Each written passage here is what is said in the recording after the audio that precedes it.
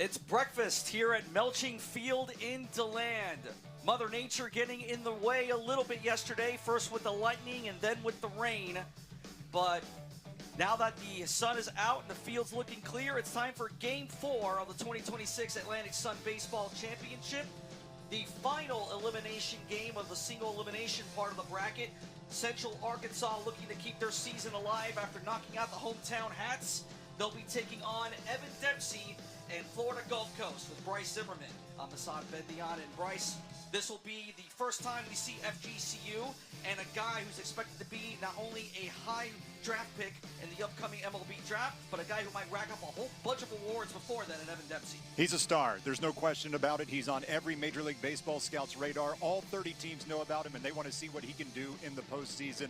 And for Central Arkansas, they get an unexpected day off. They were thinking, okay, we've got to go 5 straight days to win this thing. They get the day off yesterday. That might liven up an arm out of their bullpen. It might. 3 games today, 3 games tomorrow. Let's take a look, though, at the result from yesterday. Jacksonville, after getting a win, Jacksonville beating North Alabama 5-0. Central Arkansas, let's go back to when they beat the Hatters, Bryce. 6-4 final in Game 2 on Tuesday night. Central Arkansas jumping out to a 4-0 lead early. Parker Quinn and Keaton Laidley leading the way. Denver Hamilton, one of the best starters in the A-Sun. He had a lot of traffic on the base path, but he was able to stem the tide every time that Stetson tried to push across a run. They able to knock off the host school on day number 1 on Tuesday. We're going to have some ping along with your eggs and bacon and OJ. Central Arkansas and Florida Gulf Coast coming up on the other side of the break.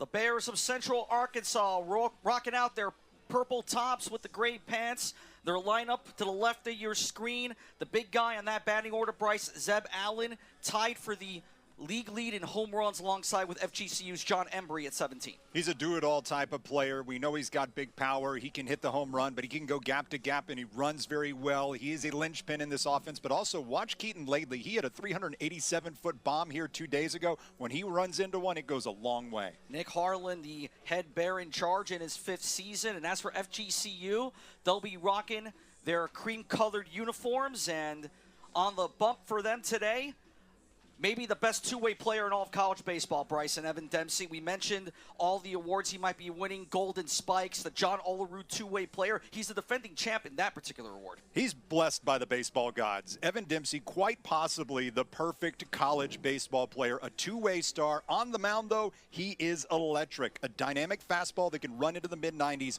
wipe-out slider, throws a curve in there as well, the occasional changeup. He's developed not just from a thrower, but a pitcher over these last 3 years. He's got advanced feel in his junior season, but what makes scouts salivate is his leadership and his competitiveness. Head coach Dave Tillett said, you know, once he's done playing, he could be a coach. That's how dialed in he is to the game. When you watch Evan Dempsey in the A-Sun, you very well could be watching a future big league star.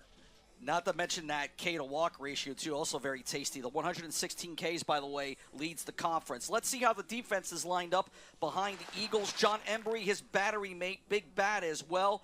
Nelson, Hesmeyer, Gonzalez, Gorstola around the horn. Lasher and Comer in center. Nathan Gagnon in center. Bryce, he's their big defensive stud out there. They say he runs like a gazelle, that he covers so much ground, good for a star catch, a 5-star catch in just about every single game. When you've got good defense up the middle, that's going to give you an opportunity. And though Evan Dempsey is going to fan a lot of batters when he's on his game, you still need good 8 players behind you to make those defensive plays when necessary. And we've seen great defense in this ASUN championship. If all works well with Florida Gulf Coast today, they could be playing 2. With the weather getting in the way yesterday, FGCU and Central Arkansas's winner will be playing Game 3 this evening against the Lipscomb Bisons, who won the Gold Division, barely winning it, but still counts all the same. Jeff Forehand's squad, I'm sure, will be paying close attention to this one. UNF on the other side, they'll be taking on North Alabama following the conclusion of this contest. That's our 3-game setup for the day. And at 9:06 a.m. we begin, and Parker Gwynn rips it down the left field line, burying into the corner. He'll hustle for 2, and he'll get it. Standing up, Evan Dempsey greeted rudely into this contest, and UCA striking early here. Well, who's awake right now? Parker Gwynn. Wake and rake, pulled this down the third base line, hugged the chalk all the way down, and there's no hotter batter right now in the Central Arkansas lineup. In the last month of the year, 33 hits for Parker Gwynn. He sets the table early on as the Bears try and strike early against Dempsey. And that brings up Zeb Allen. We mentioned the home runs, 17 on the season, 53 RBIs, also leads the Bears. A .317 batting average. On base at a .370 clip. The slugging, though, .638 among the best in the conference, Bryce. He's a fantastic hitter, and Evan Dempsey knows that. He actually starts him off with a breaking ball, that beautiful slider that curls over the outside corner, pitching him backwards here in this early AB. And Allen goes cutting on that one, 0-2. The count on Zeb Allen, 5'11", 185-pound junior from Fort Smith, Arkansas. Alternates between left field and center field for the Bears. Last year, primarily a left fielder, when he racked up 13 All-ASUN honors. And Allen lays off of that pitch. Make the count now 1-2. Nick Harlan made sure to tell us that not only is he a fantastic player, Zeb Allen, but he's also, and I love this, a stand-up awesome human. You can quote that, an awesome human. What a thing to say as a coach about one of your star players. The 1-2. And Allen caught all that, but that'll go smacking off the roof of the Brian Snyder hitting pavilion here at Melching Field. Allen, by the way, making the first team All-ASUN in the postseason award alongside with Hunter Alexander and Denver Hamilton at Central Arkansas. Alexander wrapped up the win against Stetson on Tuesday night. We've been told he may be available today as Evan Dempsey does what he's been doing all year. Zeb Allen down looking for the first K of the day. 117 strikeouts now on the season. This is the backdoor breaking ball, curls over the outside corner. If Evan Dempsey's getting this call today, it's going to be very difficult for the Bears. And that's the command of 2 breaking pitches. We saw the harsh slider at 83. That was the curveball at 77. It's difficult to be able to pick that up out of his hand. Which spin it is makes it very, very hard for these Bears hitters. Nate Negree now stepping in, the sophomore shortstop. First pitch to him is high from Dempsey. Negree, well, he's the author of the best highlight we've seen so far in this tournament, Bryce. So good it made top 10. And number 4 on top 10. It's a leaping snag here by Legree. I called Negree the other day Air Negree, and he had that high point jump, was able to snag the baseball, and that's good enough to be on SportsCenter. 1-1 the count now on Negree. 6 foot, 185 sophomore from Aurora, Missouri. We'll also see time at third base. Today he's at short. Short lead for Gwynn at second. Negree with the check swing. He holds up. And Ray Chamberlain says it's good on the strike. 1-2 the count. Ray Chamberlain, part of our 4-man umpire crew today, calling the balls and strikes. Vic Carell at first. Zach Neff at third. Michael Holman at second. ASUN using a 4-man crew for all tournament games. And Negree's down swinging. That's his wipeout pitch. You can see why. I mean, the bottom just falls out of this. Excellent spin rate. Slides away. Evan Dempsey already fired up. You see it out of his hand, though, that low 3/4 arm slot. And there's the slider with the horizontal break plane. And Negree, he hasn't seen Evan Dempsey this season That's your first look wiped out on 4 pitches. As the schedule has ended up, Keaton Laidley stepping in. We've seen nothing but cross-division matchups so far in this tournament. Dempsey firing high. Jacksonville and Austin Peay meeting up on Tuesday, Central Arkansas and Stetson. And then yesterday, Jacksonville losing to the North Alabama Lions. At some point, I imagine we'll see a interdivision matchup, but it hasn't happened yet as Dempsey gets the strike call there on the inside. Keaton Laidley hit a huge home run off of Stetson's Andrew Lapine in their 6-4 win over the Hatters. The first time Central Arkansas has ever beaten Stetson in 8 tries. Laidley, oh, he was having visions of going yard again there, Bryce. 1-2. Well, there's a big difference between Lapine and Evan Dempsey, and not to take anything away from Andrew Lapine, but his slider, more of a horizontal break plane. The one that we're seeing here from Dempsey, it's downward action. It's going to be a mistake if Laidley can catch up to it. And he does. A slight popper, drifting into foul territory. Nelson on the run, and he won't get to it. That's a hard play for a first baseman to make. Laidley will get one more shot here with a count 1-2. Keaton Laidley, a junior from Texas, batting cleanup in the order. Not a guy who is often in the lineup for Nick Harlan and the Central Arkansas Bears, but he does have some power, 4 on the season. Nick Harlan noted that at the end of this year, that's when Laidley started to come on and build himself into that regular role. The 1-2 popped up. Foul territory, it will not be playable, and end up bouncing offside the field level area here at Melching Field. I think it actually hit off the bar area where the, normally during Hatter games, the bleacher creatures like to hang out, right off the third base dugout. So that was the 15th pitch from Evan Dempsey, and by my count, only the 3rd fastball. It touched up to 95 miles per hour, but he is relying heavily on his breaking stuff here, the early part of the lineup here for the Central Arkansas Bears. 1-2, one more time. That hit Laidley.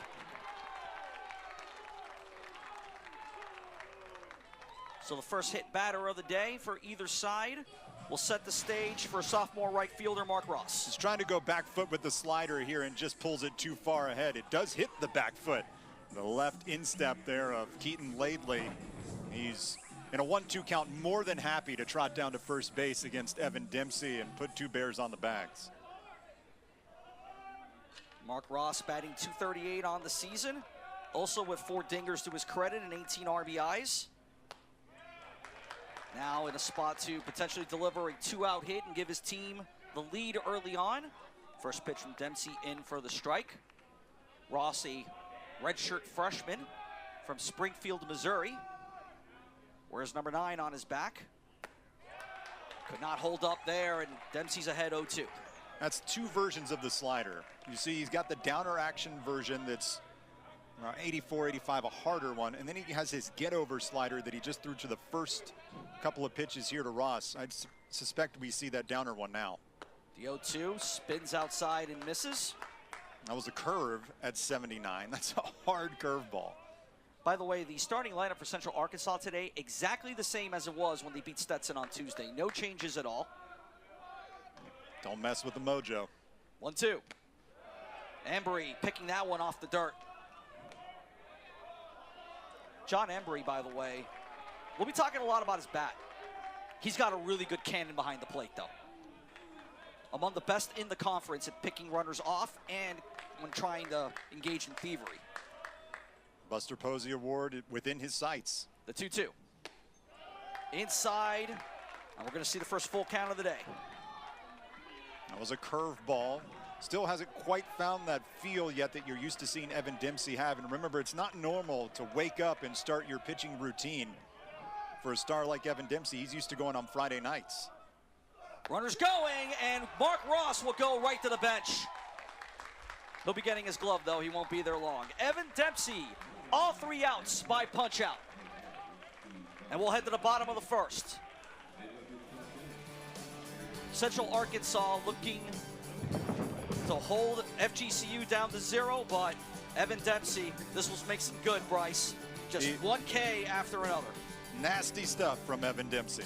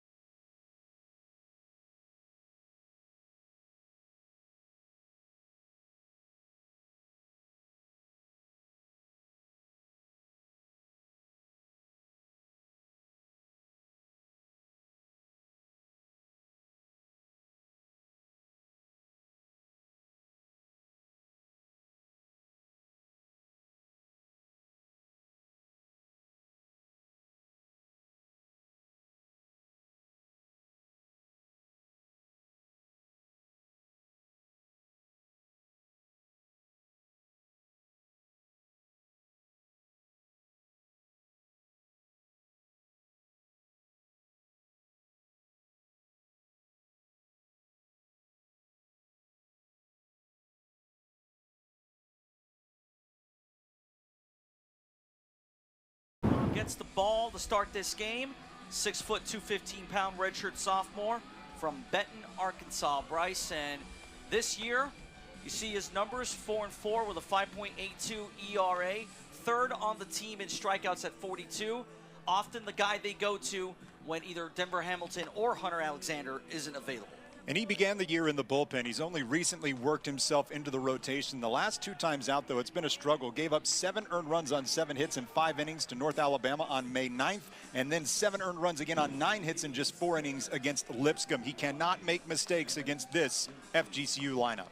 Maybe the best in the ASUN offensively. They generally are every year, although they don't often have a two-way star at the very top of the order. Evan Dempsey, yes, he's the starting pitcher, but in the lineup card listed officially as the designated hitter. Big lefty bat, and he'll keep it on the shoulder as Ray Chamberlain calls the strike, 0-1. Top 5 hitters in this FGCU lineup hitting .325 or better. Jake Jones setting up first base side of the rubber. And Dempsey goes hacking, sends that foul over the third base stands here at Melching Field. 4th year in a row that the Stetson Hatters are hosting the Atlantic Sun Conference tournament. Last 2 years, the Hatters won it. We'll have a new winner this year as the Hatters were bounced out by Central Arkansas on the first day. The tournament debuting a new format. First two days, nothing but single elimination games as Dempsey inside outs it right over Nate Negree for a base hit.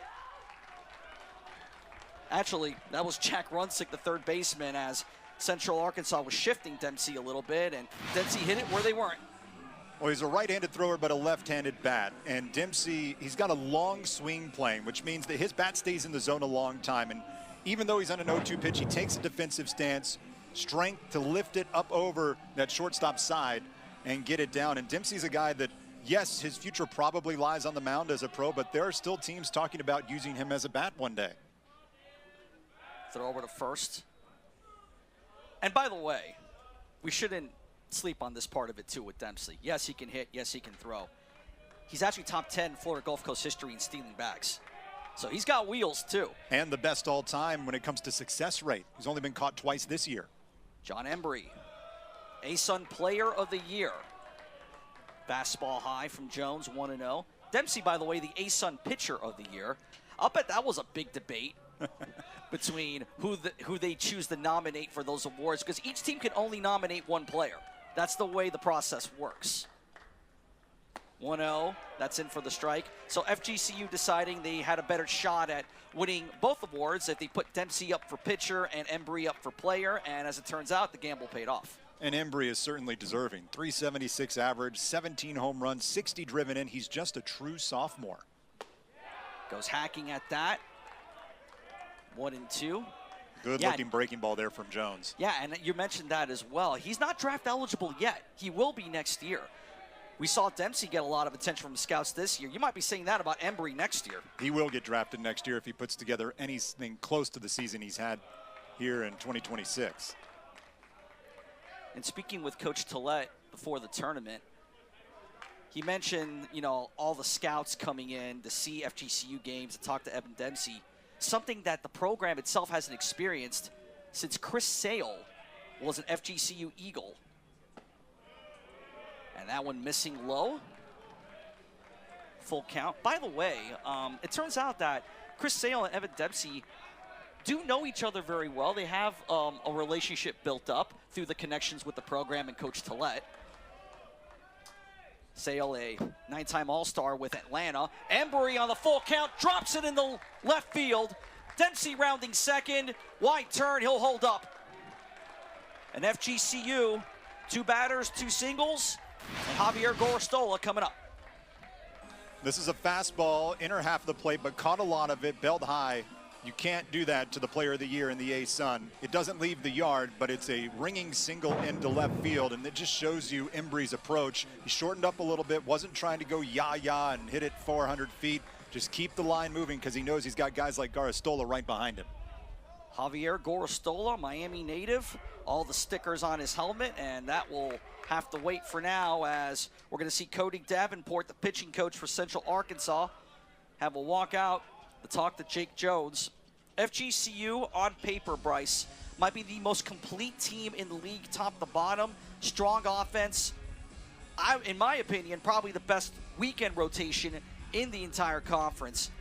In some ways, kind of deceiving, I think, that they ended up in the single elimination bracket. They are the top team in the league in RPI, but if there is anybody out of the single elimination format that, in theory, could make that run to be lifting up the trophy at the end, it may very well be the Eagles, and I think that's something the Bears know. They don't want this game getting out of hand early. Yeah, FGCU has all the pieces in place, right? You know that the offense can produce runs. You've got 3 starters that really could be Friday night starters anywhere in the A-Sun, and you've got a back-end guy in Ashton Pokel. And not only that, FGCU is relatively healthy coming into this A-Sun championship. If you look at their schedule, where they dipped in those middle months, right when they went to West Georgia, that's because a flu bug hit this team, and they had 4 to 5 weeks trying to deal with it. They had players in and out of the lineup. Guys were available, weren't available. They're back at full strength now, and they look ready at the plate here this morning. And hopefully with their immunity still very good.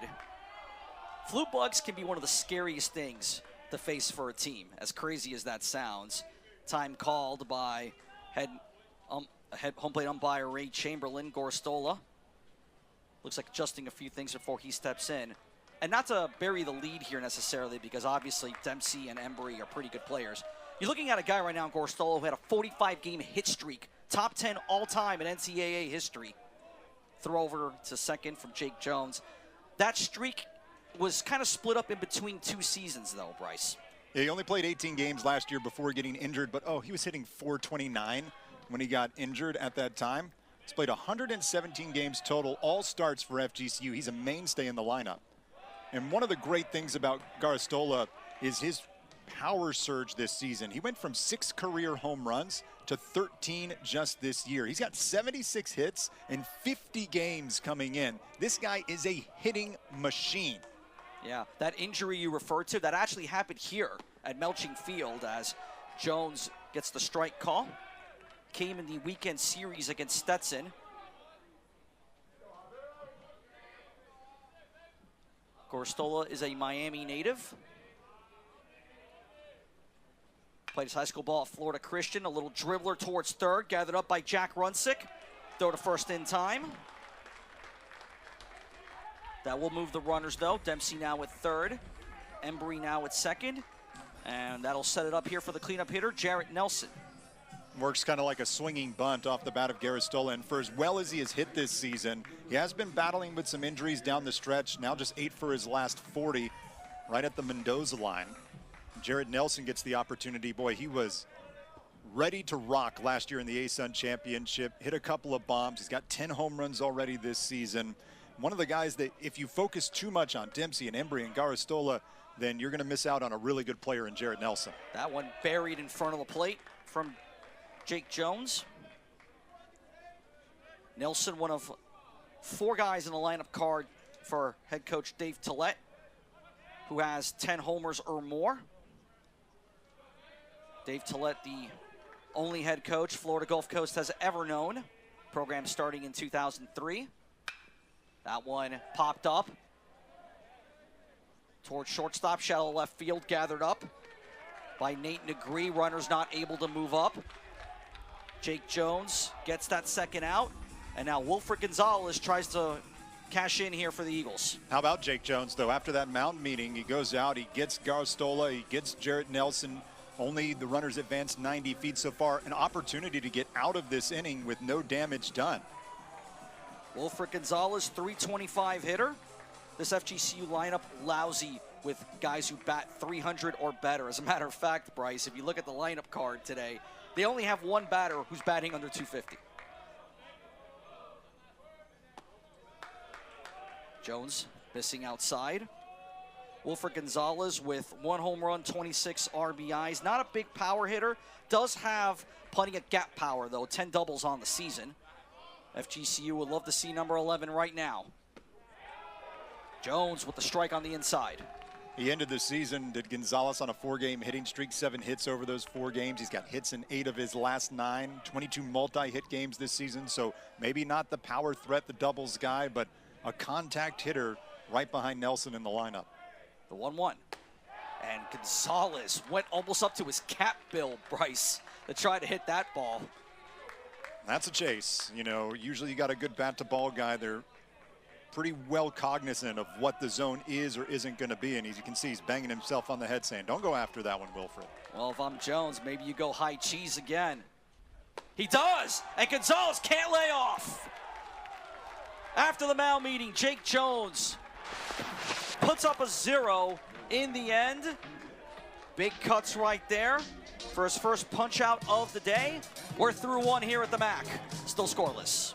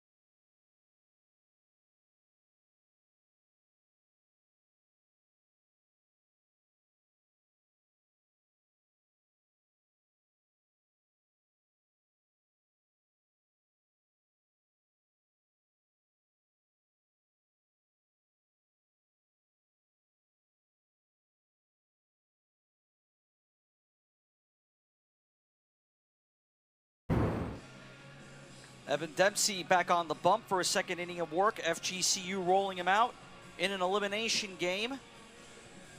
If FGCU can get through, though, Bryce, the path becomes a little more forgiving. They'll be in that double elimination part of the bracket, taking on Lipscomb later this evening. Lipscomb Bisons, the #1 seed out of the gold division. The Bisons, I wouldn't say they stumbled into that, but it was up and down, left and right in that gold division all the way until the final weekend. They were as close to being the 8 seed as they were with the 1 seed before the final day of the season. Made their way into that #1 spot and have been able to sit around and watch baseball longer than any other team here in the ASUN Championship. And which I'm sure Jeff Forehand and that staff is very grateful for. It was really a 14 dogfight in the gold. Them, the other 2 purple schools in the division between Central Arkansas and North Alabama, and also Austin P in the mix as well before the Governors faded late. Jagger Shaddle stepping in for UCA. Jack Runsick, Casey Shipley also due up for Nick Harlan's squad as Dempsey fires first pitch strike. Shaddle, a graduate first baseman, 6'1", 225 from Richardson, Texas. Transferring in from Hill College, one of 25 transfers on this Bears roster as Dempsey fires outside, missing 1-1. Well, Central Arkansas, they've been kind of in a building mode over the last couple of years. Last year were able to dip their toe in with some ASUN victory in the ASUN Championship, but now a bit more of a player. And I mean, like you said, they were right there at the end of that Gold Division season. Had the opportunity themselves to potentially be the #1 seed going into that final series. Lipscomb doing the business, though, to eventually earn their Gold Division title. Shaddle rips it in the right field. That's going to bounce once and then off the wall. Shaddle will hold up at first. I think that carom played nicely by Jeremy Comer in right field is what prevented a two-bagger, but UCA won't complain, Bryce. They get a guy on board. It's the fastball again, and Dempsey misses his target, goes down and into the lefty, and that's usually a sweet spot for your left-handed hitters, especially guys looking to put a charge in the ball like Jagger Shaddle. Got around on it well, put it into the corner. Shaddle, more of a station-to-station runner, so he decides wisely to hold up at first base. Shaddle, one of the only guys in the starting lineup who's yet to have a stolen base this season. He hasn't even attempted it, as Jack Runsick fouls that off. 0-1 the count. UCA, a team that runs a little more this year, Bryce, than they did last year. 78 stolen bases total. Not exactly tops in the conference, but certainly more than willing to move guys other than through station to station if they need to. Last year they had 55 swipes. Runsick now looking at a 1-1 count. Redshirt sophomore third baseman. Nick Harlan said some really interesting things when we talked to him, that they're going to play the game the way the game demands on that day. The 1-1 popped up. This should stay in the infield.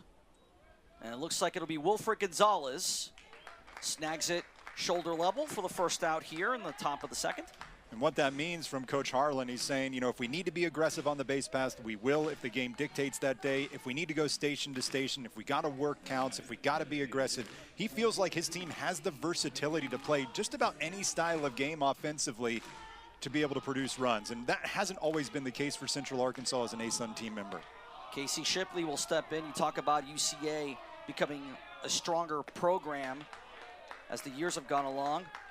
One piece they're glad to have back is this guy right here, Bryce. He was not available for them in the tournament last year. No, he's in his third season now with Central Arkansas. His brother played with this team. Coach Harlan loves the family. And at the bottom of the lineup, he's done the job with the stick, too. I mean, a batting average of .321 coming into today in his graduate season. One of those older statesmen of this ball club that's seen them go through the trials and tribulations of the last few years trying to make a run here in the ASUN Championship. He's the DH today. When he's in the field, he's usually the catcher. Holds up. Count now 2-1 on Shipley, who enters today with 3 home runs and 8 RBIs, slugging at a .457 clip to go along with the .321 batting average. Short lead for Shaddle at first. And Shipley cannot catch up to the 93-mile-an-hour offering. 2-2. Casey Shipley had a little bit more power early on in his Bears career, hit 8 home runs in 2024, but just 4 last year, 3 so far in a shortened year this season due to some injuries. But he's pulled his average up from .250 on April 22nd now to .321. 2 popped up. Jarrett Nelson, we'll watch that. Head over towards the Hatter hangout, not a play. Defensively, the Eagles shifting on Shipley. You've got Caden Hessmeyer, the second baseman, to the right side of the second base bag, but fairly close to it. Probably the one covering in case Shaddle does go. Huge hole opposite field if Shipley can poke one through. And I think he was thinking about it there, Bryce. Just fouls it off the end of the bat. A more defensive swing on the slider from Evan Dempsey. Shipley has rolled into 3 double plays this season, so he's a candidate to get doubled up. And that would get the Eagles out of the top of the second if they can turn it. Shaddle about 2 strides from the bag. The 2-2. And full count drawn for the second time today on Evan Dempsey. That's the downer curveball. Shipley wouldn't chase it. That's a great take on 2-2. That's usually one. I think Dempsey, when he released that ball, he thinks, I'm going to induce a swing here. Did not get it. See what he does here, full count. UCA staying disciplined. And again, Shipley keeps it on his shoulder, draws the walk. The fastball command just hasn't been there for Evan here in the early going. For the FGCU ace, the hit that he allowed to Parker Gwynn to start the game was on a fastball that missed the location. The hit he gave up to Jagger Shaddle just moments ago, that was on a fastball that caught too much of the plate. And now on a 3-2, he goes to the number 1. He brings the gas, but kind of overthrew it, pulled it to that left side. And right now, I think the way that we're watching Evan Dempsey in the early going, he's struggling to find which pitch is going to be his go-to right now. Zane Denton stepping in, junior catcher, number 9 in the batting order. Holds up on the letter high offering, again with the heater at 92, missing. 1-0. And it doesn't matter how good you are, how great your stuff is. If you cannot locate the fastball, then that sets everything up for the hitter. They can spit on the fastball and look for the spinners. The 1-0, missing low. Count now 2-0 on Denton from Berry Creek, California. Transfer in from Feather River Community College. The Central Arkansas team, Bryce, has 5 guys from the Golden State on their roster. It should be noted their head coach, Nick Harlan, himself from California. Oroville, his hometown. Denton hits it opposite field. Jeremy Comer, the right fielder, snags it. Shadow will stay put at second. Runner's not able to advance. And with 2 outs now on the board, flip the lineup card to Parker Gwynn. Gwynn, who already rudely greeted Evan Dempsey in his 2026 ASUN Championship debut with a double down the third base line last time up. I expect we will not see a first pitch fastball here to the top of the order hitter. He's thrown mainly the curveball and the fastball to the right-handed hitters and gone with a slider fastball combination to the lefties. Parker Gwynn with 6 homers and 32 RBIs this year, along with 13 steals. Waving at the changeup that time, 83 miles an hour. Dempsey, a guy who has technically 4 pitches. The changeup, though, is probably the one he uses the least. Tends to rely more on the fastball and the breakers. The 0-1. And again, the slow stuff that time. Gwynn can't catch up to it. And that's not surprising. You've got 3 really good pitches. You don't often need a 4th one at this level of college baseball. But as he looks to develop, if he can get a feel for that changeup, that'd be a really nice pitch to be able to throw the left-handed hitters. The 0-2 misses high. Not to mention, I'm sure that there's a few scouts out there that are more than interested in seeing Mr. Dempsey pitching. Pitching more than likely going to be his bread and butter at the major league level. And Gwynn is down swinging. 4 punch-outs on the day for Evan Dempsey. And the Bears have left 2 on board in every inning so far in this game, Bryce. Evan Dempsey goes with the slider. Cannot be caught up to there by Parker Gwynn. He's feeling it with that 1 pitch so far.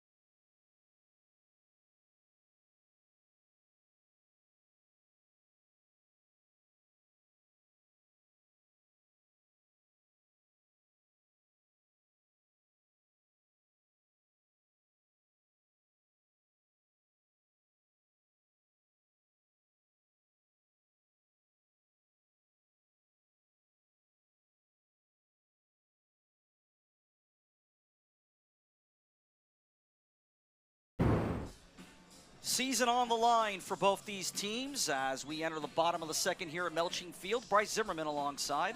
I'm Hassan Bendian. Thank you for joining us for a little breakfast with your ping.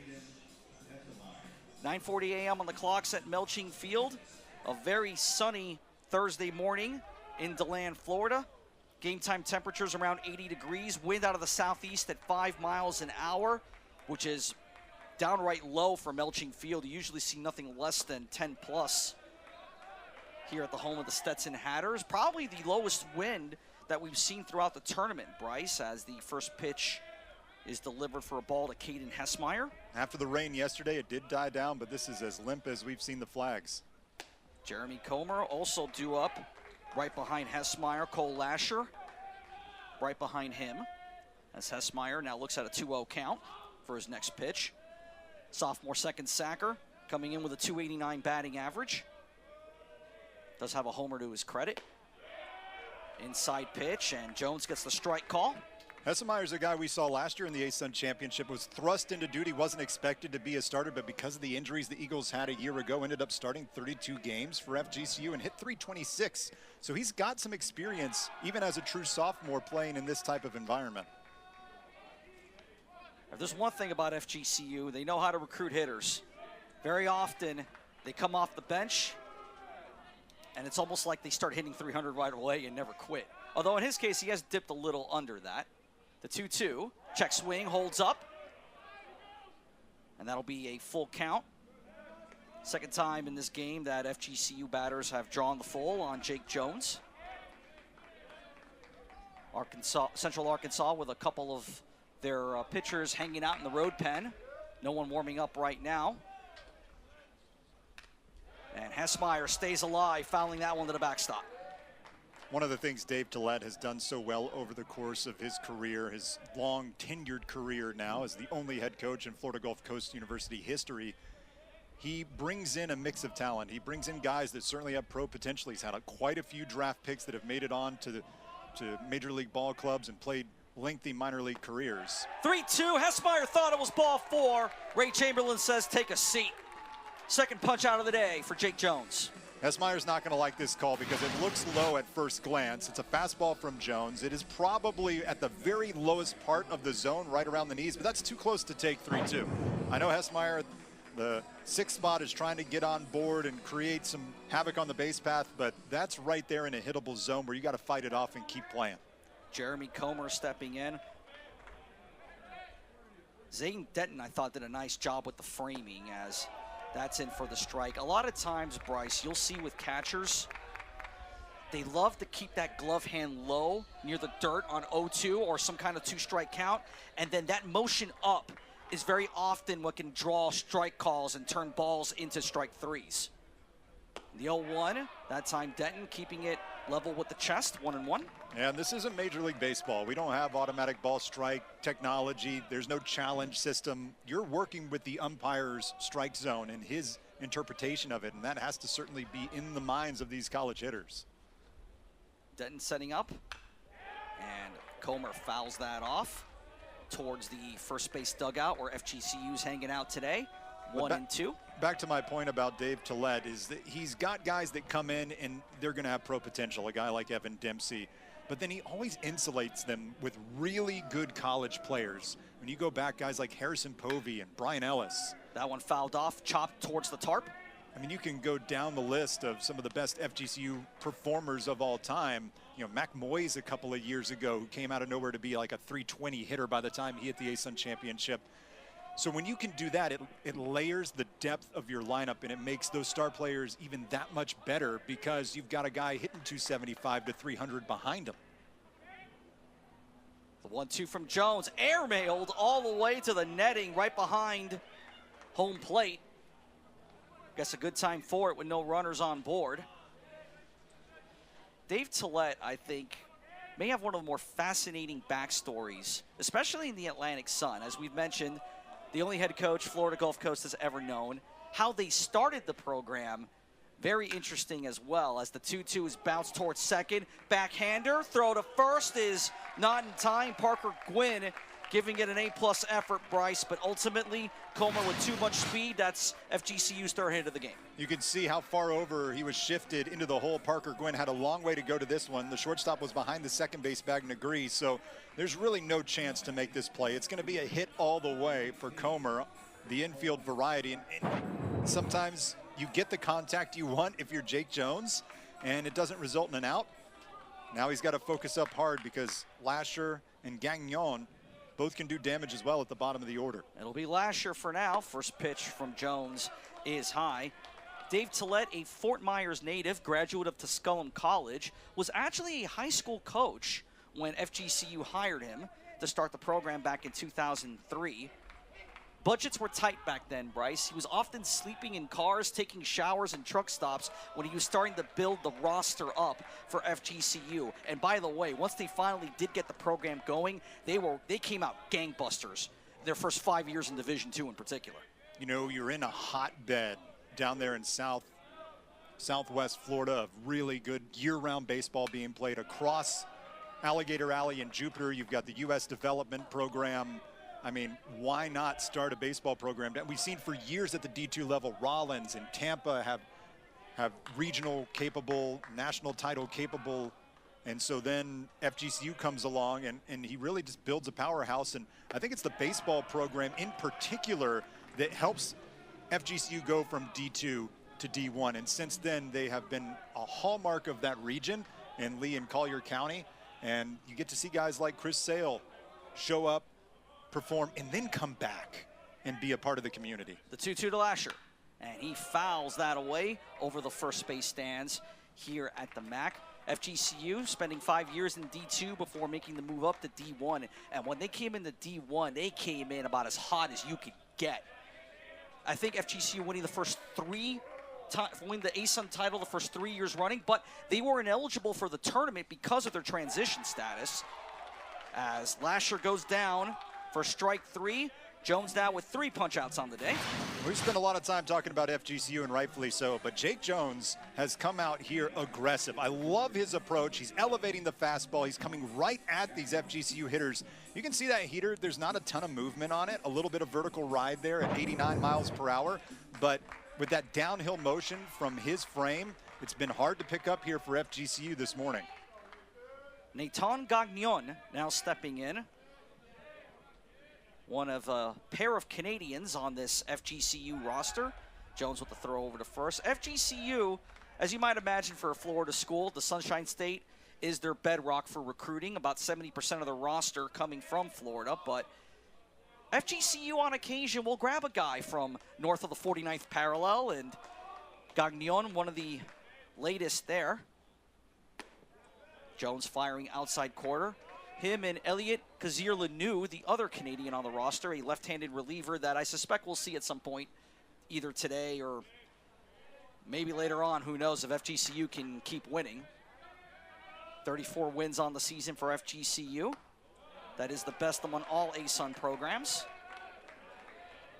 Well, Kazir-Lanu and Gagnon, they have been a bit preoccupied over the last couple of weeks with the Montreal Canadiens, who are now making their way into the Eastern Conference Finals to take on the Carolina Hurricanes after an overtime winner on Monday night that we heard was celebrated quite loudly in the hotel room by those two Canadians. Yeah, and their particular cases, as you might imagine, they're both from Quebec.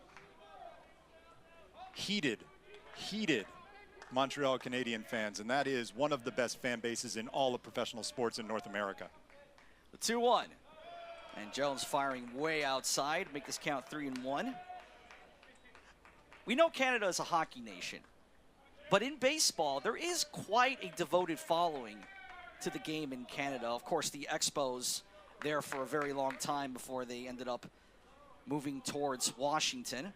The Blue Jays still the only representation for Canada in the Major League Baseball ranks, as Gagnon lays off the 3-1, draws the walk, and once again, 2 runners on board here for Evan Dempsey. Each team so far, Bryce, getting at least 2 guys on board every time they've come to the plate. There's been traffic, but no runs so far. I want to go back quickly to your Canadian point. You know, in the southeastern United States, a lot of times the 2 and 3 sport players, they're playing football, basketball, and baseball, right? Not in Canada. In Canada, it's hockey and baseball. Guys like Ray Ferraro, he played in the in the Little League World Series. Larry Walker played hockey growing up. It is a crossover sport, that hand-eye coordination. In fact, the Atlanta Braves have a young catcher right now, Drake Baldwin. He's not Canadian, but he grew up in the state of hockey here in the U.S., Minnesota, and he is a huge hockey fan. So there is a lot of crossover between these two sports. You think about the hand-eye, how fast the puck moves, how fast the baseball is thrown or comes off the bat. A lot of similarities between the two. Yeah, lacrosse also sometimes in that mix too. Very similar in that sense in terms of the speed and the hand-eye coordination. Check swing from Dempsey, appeal to third. That is a strike call. So Dempsey quickly down 0-2. It was on an 0-2 count when he got a single in the first inning.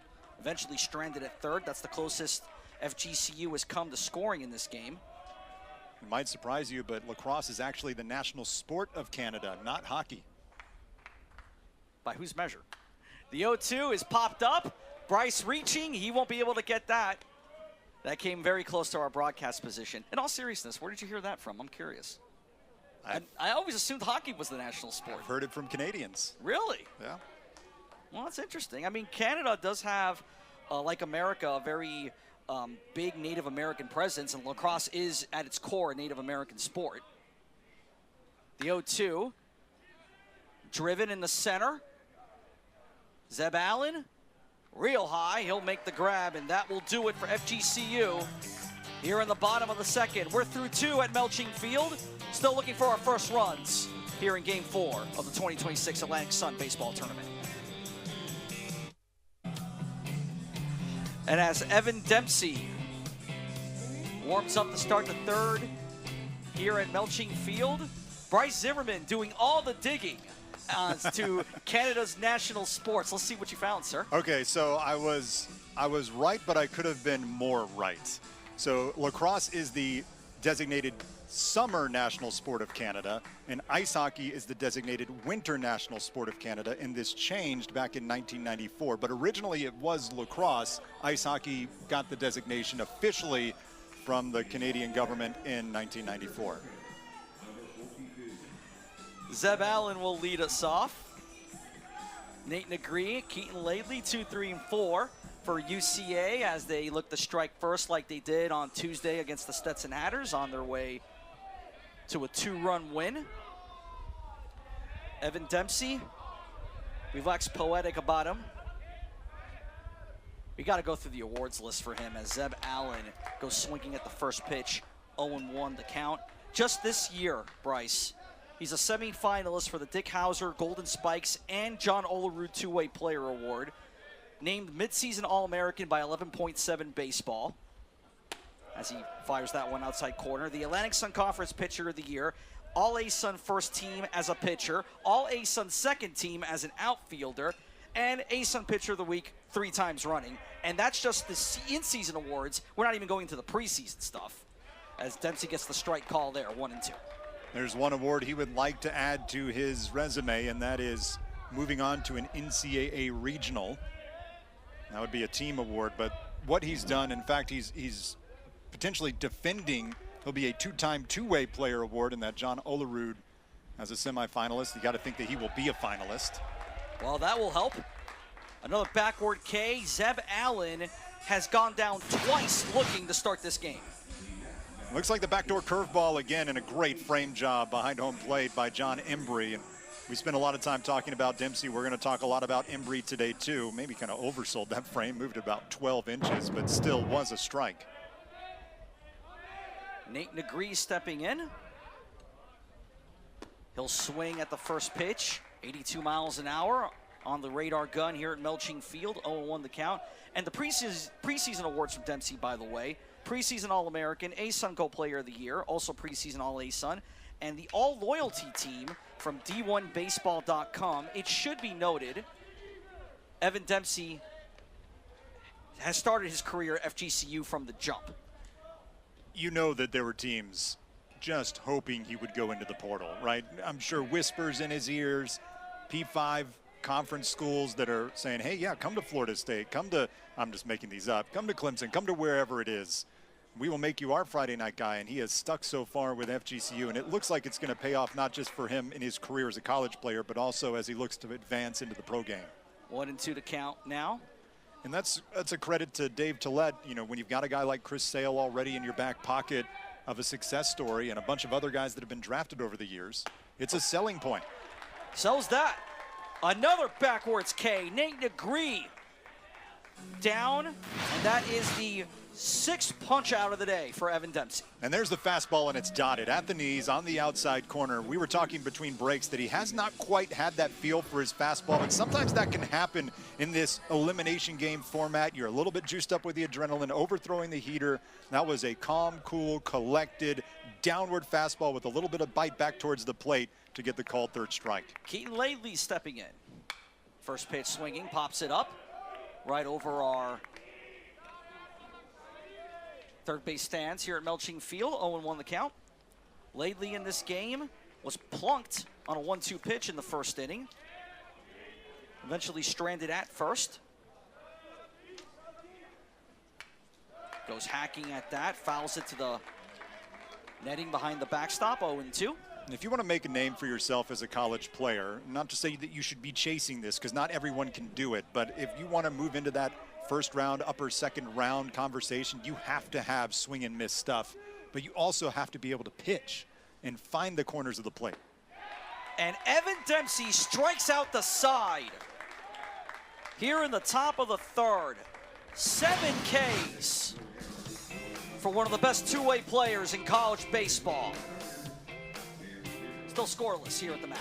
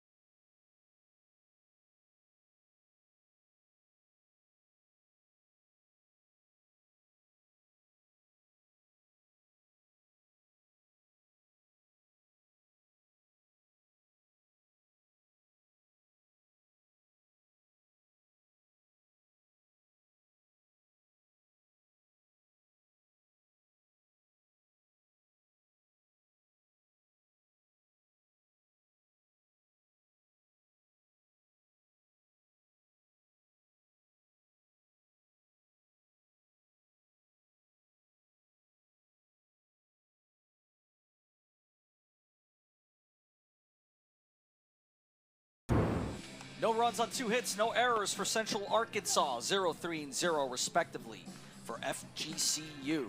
With Bryce Zimmerman alongside, I'm Assad Bendion. Welcome. Game 4, the Atlantic Sun Conference Baseball Tournament, morning edition here at Melching Field. If you like a little ping with your eggs and bacon, you have found the right place. Are you an eggs and bacon guy? Is that your go-to breakfast? Well, more Mackey's turkey bacon, but absolutely. I love me some protein early in the morning. Speaking with the Quebecois we've been talking a lot about, I'm a French toast guy. You go heavy on the French toast, a little bit of drizzle and maple syrup. I'm very Canadian today. Hold on a second. It's got to be a lot, right? Not just a little. Soaked more than usual. Powdered sugar on top, fresh berries on the side. Okay.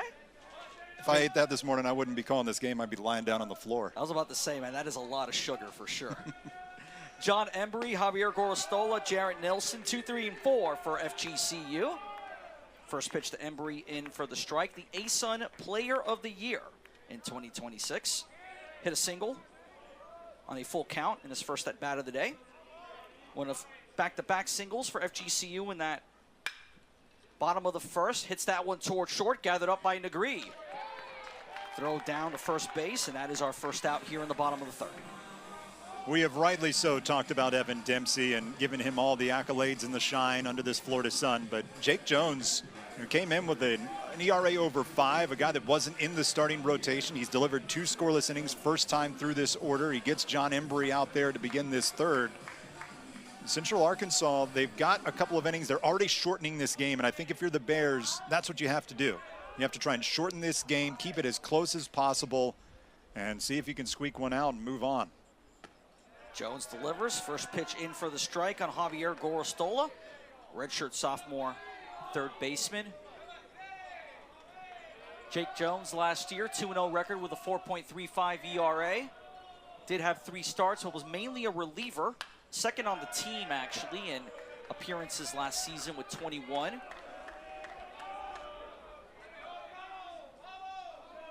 That one fouled away by Gorostola. So the count now 0-2 on the Miami native. with that distinctive pink sleeve on his right arm. Drills that down the line, left field, and that ends up going foul. Not by much, though, Bryce. No, Keaton Laidley was over there. I'm not sure if he even ever got his glove on it. He reached out at the very last second and did crash into the wall. And lucky that that one went foul. Garstola didn't miss that one by much. It didn't have the distance to quite get out of here. He does have more pop in his bat this year than he ever has before. Garstola doing a solid to Keaton Laidley and taking his time. The wind has picked up just a little bit, blowing from right to left now. Yeah, FGCU has definitely had their fair share of games in Melching over the years, including this year, but they don't often play in the mornings. That should be noted, as Jones fires high there, 2-2. The Suns' position at Melching in the mornings can be a little off-putting sometimes, especially for outfielders. Gorstola tapping both sides of the plate. Jones set up first base side of the rubber. And he fires high again. 2-2 count now for Gorstola, who grounded out to third base on a 1-1 in the first inning. Still looking for his first hit in this tournament. Jones fires. Gorstola hits it opposite field. This should hang up for Mark Ross. It does. 2 down for Jarrett Nelson. Garstola not running down the base path very hard. He didn't do it either when he grounded out to third base in the first. Wonder about what percentage his health is at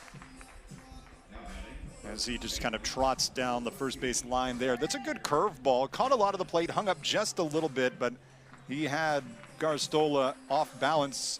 Was way out in front of it. I mean, I've liked the curve fastball combination here from Jake Jones. He's around the plate, effectively high in the zone.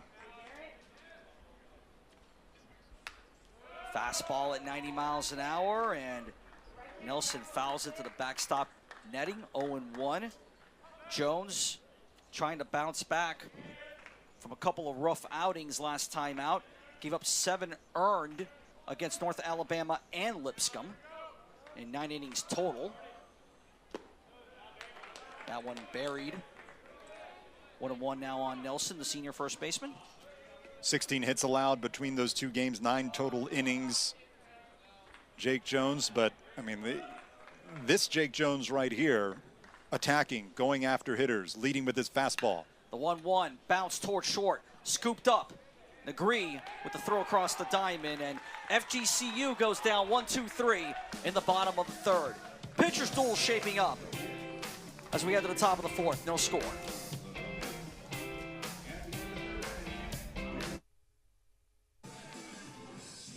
Top of the fourth here at Melching Field.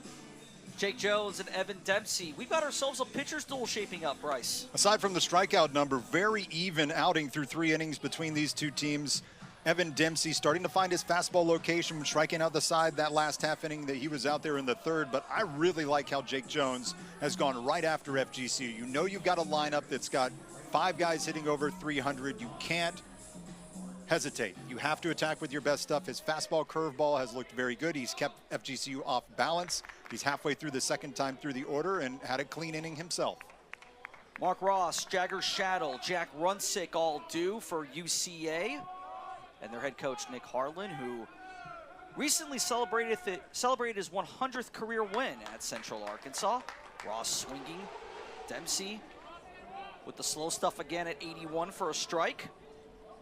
You mentioned earlier, Bryce, about Dempsey having trouble locating the fastball. We're seeing him kind of shift gears a little bit and go on a little more lower grade. It seems to be working for him so far with 7 punch-outs. Ross, check swing, holds up, 1-1. He's always been a guy that relies heavily on his 2 breaking pitches, the slider and the curveball. He'll use the slider a lot to move guys off the plate, and the curveball, that can be his downer swing and miss pitch. But he has to locate the fastball. Did that in the last half inning. Going to be heavy on the breaking stuff. That one missing inside, 2-1 the count. We mentioned Dempsey and his 7 Ks in this game. He leads the conference not only in total strikeouts, but also in swinging strikeouts and backwards as well. He's now at 22. And Ross will put himself at a 2-strike count after fouling that pitch off. If you're searching for a chink in the armor, you have to get a high-powered microscope. But if you want to be critical of Evan Dempsey, probably the thing that he can improve on before he makes it to the pro game is being just a little bit more efficient. Finding ways to get 7, 8, 9 outs a game where you're pitching 2 contact from time to time. The 2-2. And Ross is down swinging. Punch out number 8 for Evan Dempsey. And that time, he brought the gas. Or you can just do that. You can run it up 90 plus at the letters and say, go get it, big fella, if you can. And Evan Dempsey letting out a grunt. You can see that ball still moving on the horizontal plane back towards the hands of Mark Ross, and there was no way he was going to catch up to it. Jagger Shaddle now will try his luck against Evan Dempsey. Throws that in for a strike at 81 miles an hour. Shaddle got a single on a 2-1 pitch in the second inning. FGCU as a staff have been throwing up Ks at a prodigious rate all year long. That one smoked between first and second. Hesmeyer watching it go in the right field, and Jagger Shaddle with another well-placed shot to get on board for the second time today. Shaddle shakes his rattle. Hit a fastball the first time around and pinged it into the corner. This time he got a slider out away from him, still got the fat of the bat on it. Full extension, maybe was a little bit in front of it, but pulled it through the right side hole. Jack Runsick now to come on up. Evan Dempsey, by the way, 3 times this year, he's punched out 10 batters or more in a game. First pitch smoked by Runsick, and it just goes foul down the left field line. We've seen a couple close calls already in that corner, Bryce. One that was in the air. This one almost into the corner that would have probably at least had runners in second and third with just 1 out. Central Arkansas, yes, they're striking out, and that's just part of the nature of facing a guy like Evan Dempsey, but they don't look intimidated in the box. They've made him work. This is pitch number 64 coming here in the top of the 4th. Check swing Runsick, and that is strike 2, as called by home plate ump Ray Chamberlain. In most of Dempsey's starts this year, Bryce, you rarely see him throw anything less than 7 Ks. Often in the 8 or 9 range. His season opener against North Dakota State is when he racked up 12. That's the most he's done so far in 2026. Count now 1 and 2 on Runsick. Well, he's 3rd all time behind Chris Sale and Ashton Pokel, actually, in strikeouts per 9 innings, coming in at 12.63. He actually topped Sale for 3rd most strikeouts in a single season earlier in the year. Although he's got a ways to go if he wants to catch up to the number 1, which is also Chris Sale, back when he had 146. Absolutely insane for a college baseball player to get that many Ks in a year. That guy's something else. The 2-2, here it comes. Runsick holds up, Peel to first denied, full count. Well, that's the 2-2 slider, the hard slider that he wants to get the swing and miss on, and he didn't get it. So now it's decision time here for Evan. Do you challenge with a fastball, or do you run the risk of throwing one of your breaking pitches? If it hangs up, it's hittable. If it dives out of the zone, it could be ball 4. Short lead for Shaddle at first. Check swing, and that's ball 4. He went with the fastball at 93, but again, could not locate it. Pulled it to his glove side. Trying to get a little bit extra on it. You can see actually the front side of his body is a little ahead of himself as his foot comes down, and that's what's going to cause location issues. Embry trying to frame that, but a little bit easier most of the time, Bryce, for home plate umps to tell when the glove is faking him when it's moving side to side instead of up and down. And so that'll bring up Casey Shipley, graduate backstop. He's DHing today, though. Loads up and keeps the bat on his shoulder for strike 1. Shipley walked on a full count in the second inning.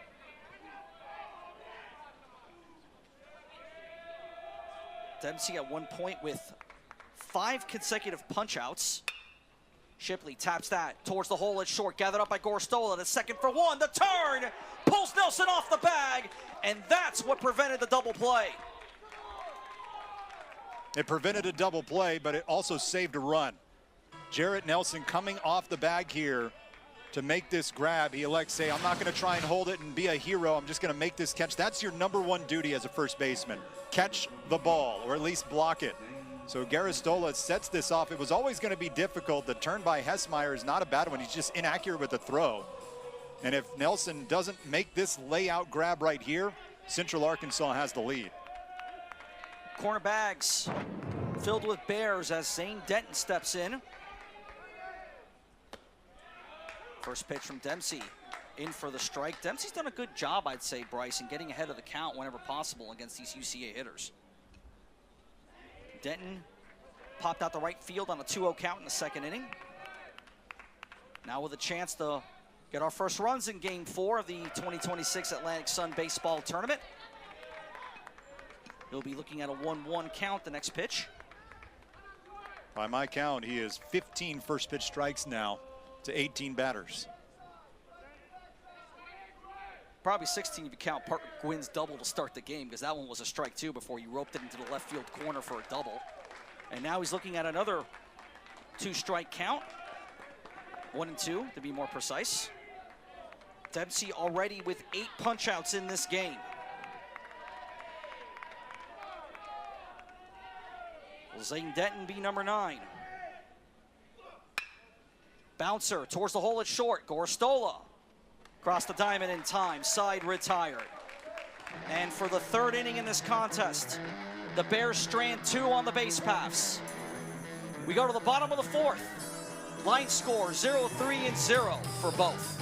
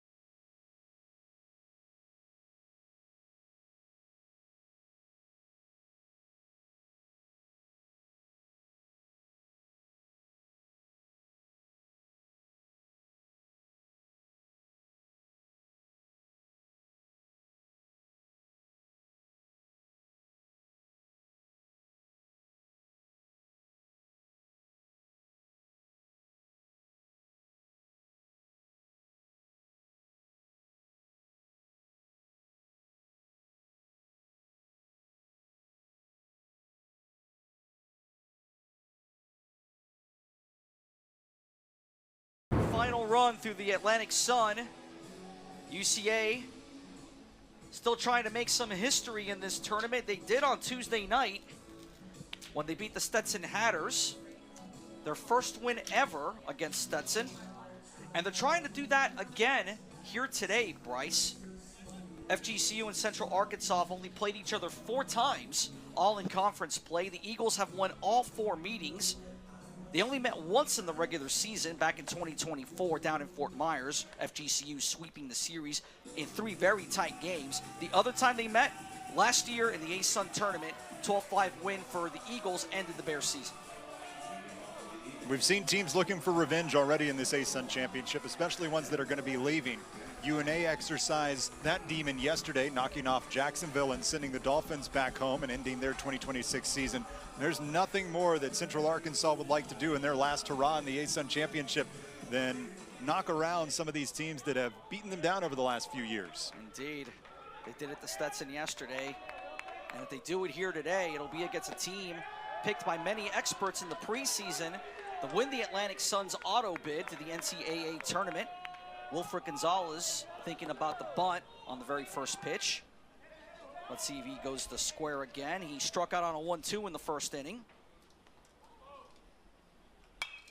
Go hacking away, popped up foul and out of play. FGCU leading the conference in RPI entering this tournament. in their particular case at 118. Not low enough really to be realistically considered for an automatic bid to the tournament, but could very well be a dangerous 4 seed if they get to that point, as Jones fires high, the count 1-2. It's not a team I would want to face, right? You know you're going to get at least Evan Dempsey and Chris Diaz coming out in a regional. That's not easy pickings, and then you've got to deal with this lineup. The 1-2.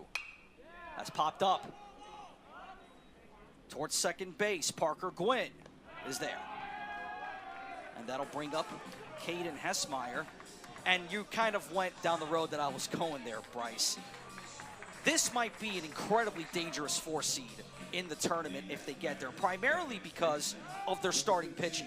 A lot of times in regionals, when you see the low seeds get through, it's because they've got ace starting pitching that delivers in the moment.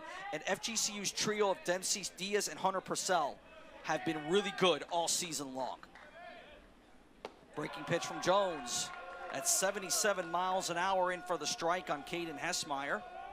Having said that, let's not completely sleep on UCA either. They played very well against Stetson, and they've come to play today. They've been toe-to-toe with the Eagles so far. That one opposite field, but right to Jagger Shadow. Easy as you like, he'll step on first just to make sure, though. 2 down. Sinking little looper off the bat of Hessmeyer. I believe he got that one off the end of the bat. He did, and as it drops down, Shadow doesn't field it cleanly, but still had plenty of time to walk over to the pillow. Now you're going back here on Jake Jones. He hasn't allowed a hit since this man came to the plate. An infield single back in the second. He's faced just 1 over the minimum since then. Yep, the 3 singles he's allowed. 2 of them came in the first 2 batters, Dempsey and Embry in the first inning. And Jones pumping that in for the strike, 0-1. We do know one thing, Bryce, when it comes to tournaments like this.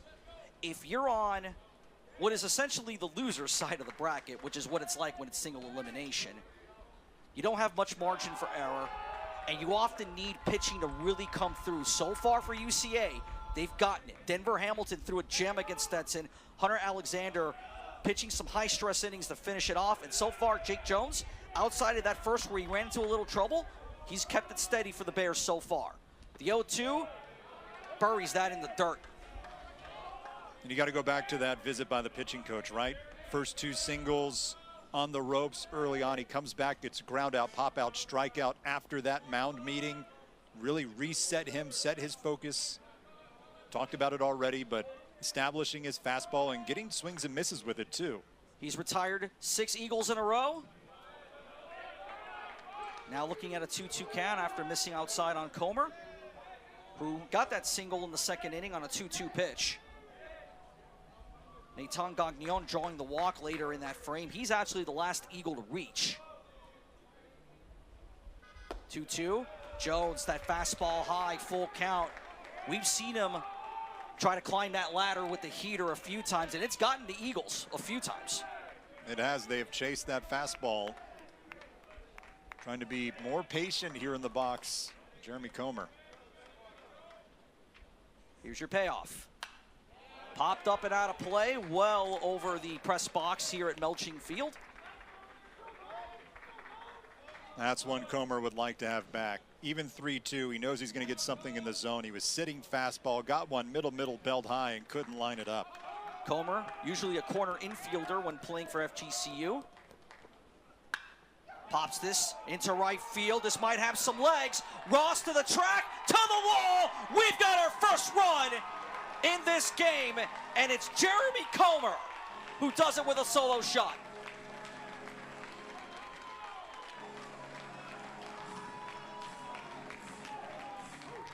You're going to get a look at this pitch, 3-2, and it's almost a carbon copy of the one he missed. Comer waited back on it, got the fastball. The Eagles celebrate with a bomb to right field, and he knows it, right? Just below the letters, and absolutely hammered it.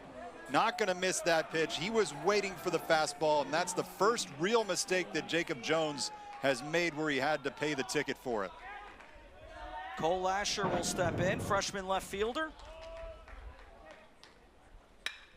First pitch, laced in the center, that'll drop.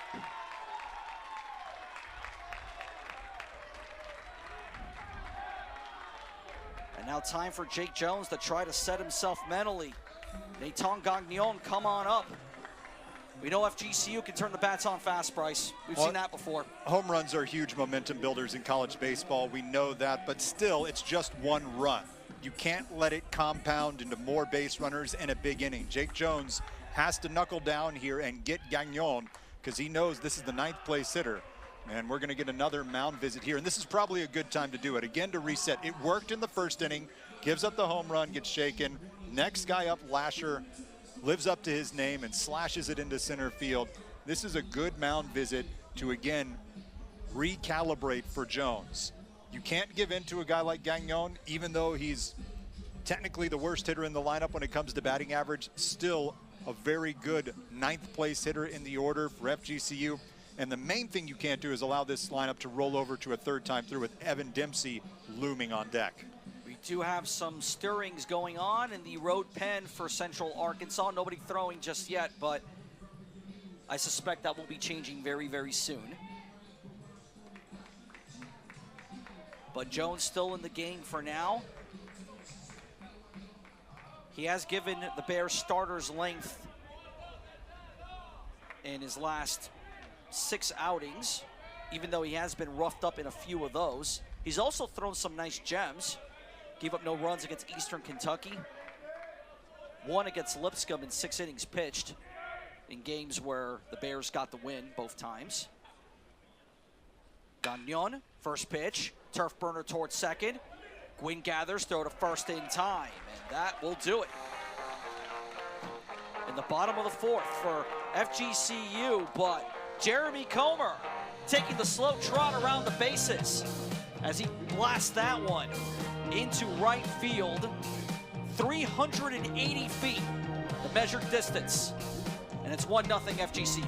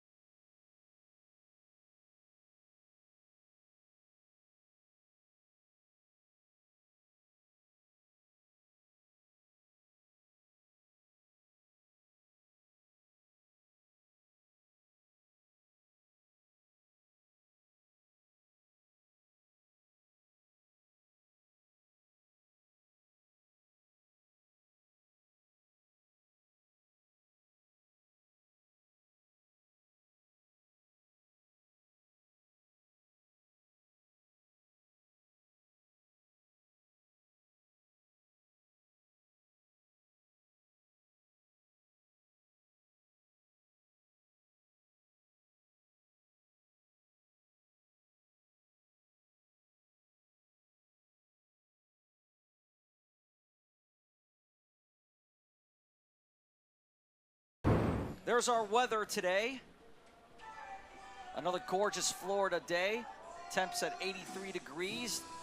Real feel, I don't know. I don't know about 89. It definitely feels a little hotter to me than that, but that might be because of the low wind as well, Bryce. It is a little bit less gusty than normal here at the MAC. I think both those top 2 numbers are going to go up quite a bit as we move on through this afternoon. Absolutely they will. There's no doubt of that. Parker Gwynn, Zeb Allen, Nate Negree all due here for the Bears. Top of the lineup card. And that's Florida for you in May. When it's not raining, it's hot. Dempsey fires first pitch strike to Parker Gwynn, who is 1 for 2 today. Doubled in the first on the very first pitch of the game. Stranded at second. Cade on a 1-2 in the second inning. One of 8 punch-outs for Evan Dempsey in this game. He set up first base side of the rubber, and he drops that one inside, but missing according to home plate umpire Chamberlain. Count 1-1.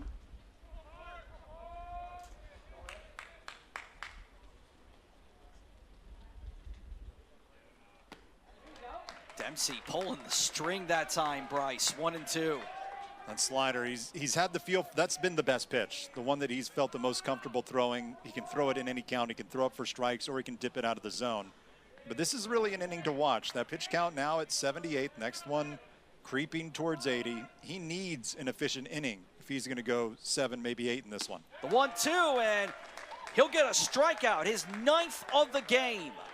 Parker Gwynn sits down by Kay for the second time today. This is an excellent exhibition of the 2 different sliders that he has. We saw the one that he threw right before this, was thrown for a strike, a little bit of slide. This is the one that dips out of the zone. I mean, watch that ball just completely dive as it gets to home plate.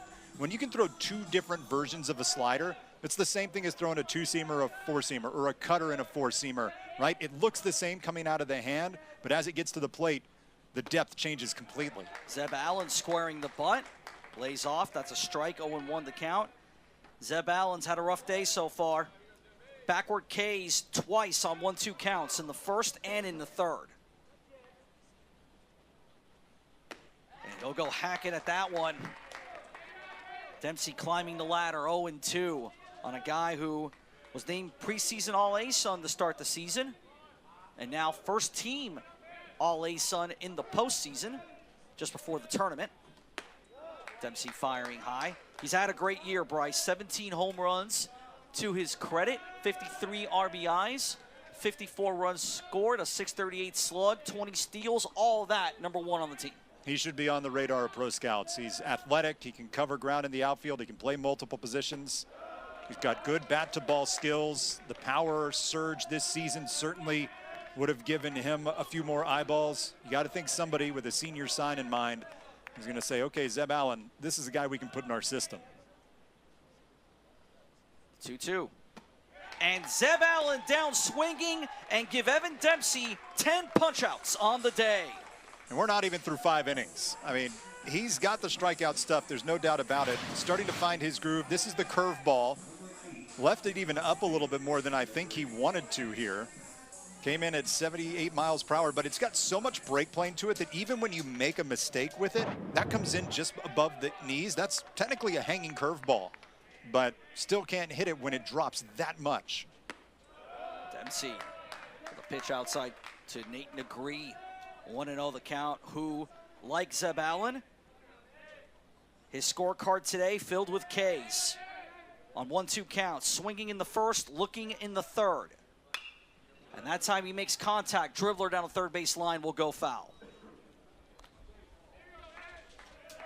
It's going to be really interesting to see how Dempsey evolves in this next inning and a half after he gets this one. You know he's going to come back out for the 6th. When we've talked to Dave Tillett, he said, you know, in that 85 to 105 range in the pitch count. But Dempsey looks like the kind of guy, I mean, you may have to peel him out of here with a crane. It doesn't look like he's going to come out on his own volition. So he needs a couple of quick outs in the next inning and a third, try and get through, because right now it's the slimmest of leads for FGCU. 1-1. Inside missing. Count now 2-1. If you look at his pitch counts throughout the year, Bryce, he's only gone 100 or more 3 times. All of those earlier in the season.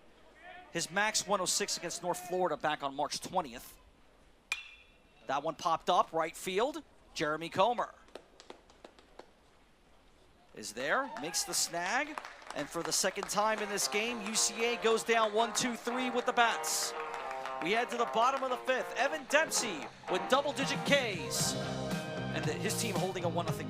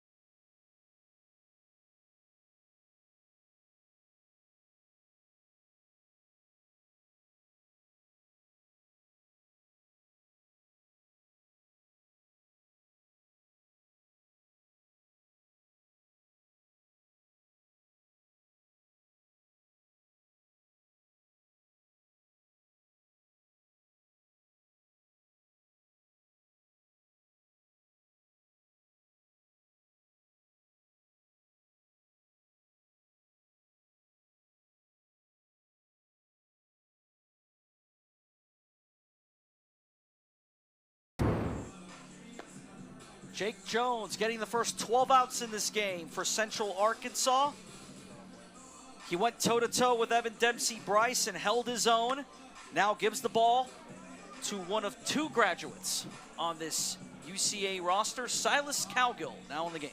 Out of Texarkana, Texas, transferred in from the University of Texas at Tyler. And if you don't have Silas Cowgill as the #1 Texas name right now, then I don't know what's wrong with you, because that is as Texas as it gets.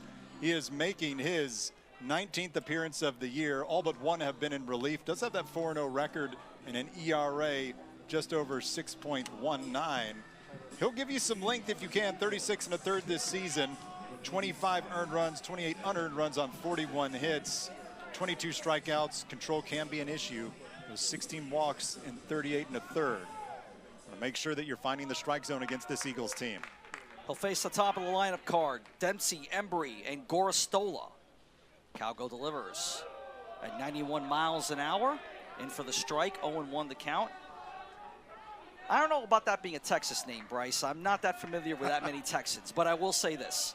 Silas Cowgill is absolutely a strong contender for any all-name team that you want. As that misses low, 1-1 the count.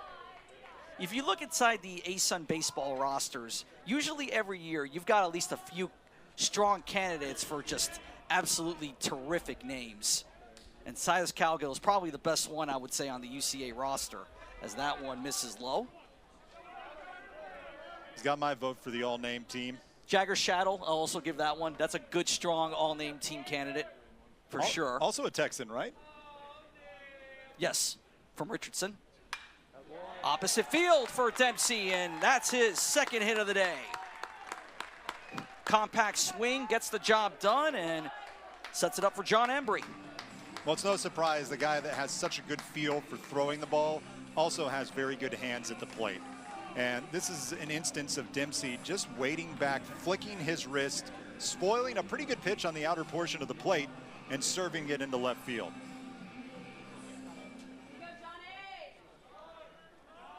Embry, 1 for 2 on the day, singled on a full count in the first, grounded out to short in the third inning. Throw over to first to keep Dempsey honest.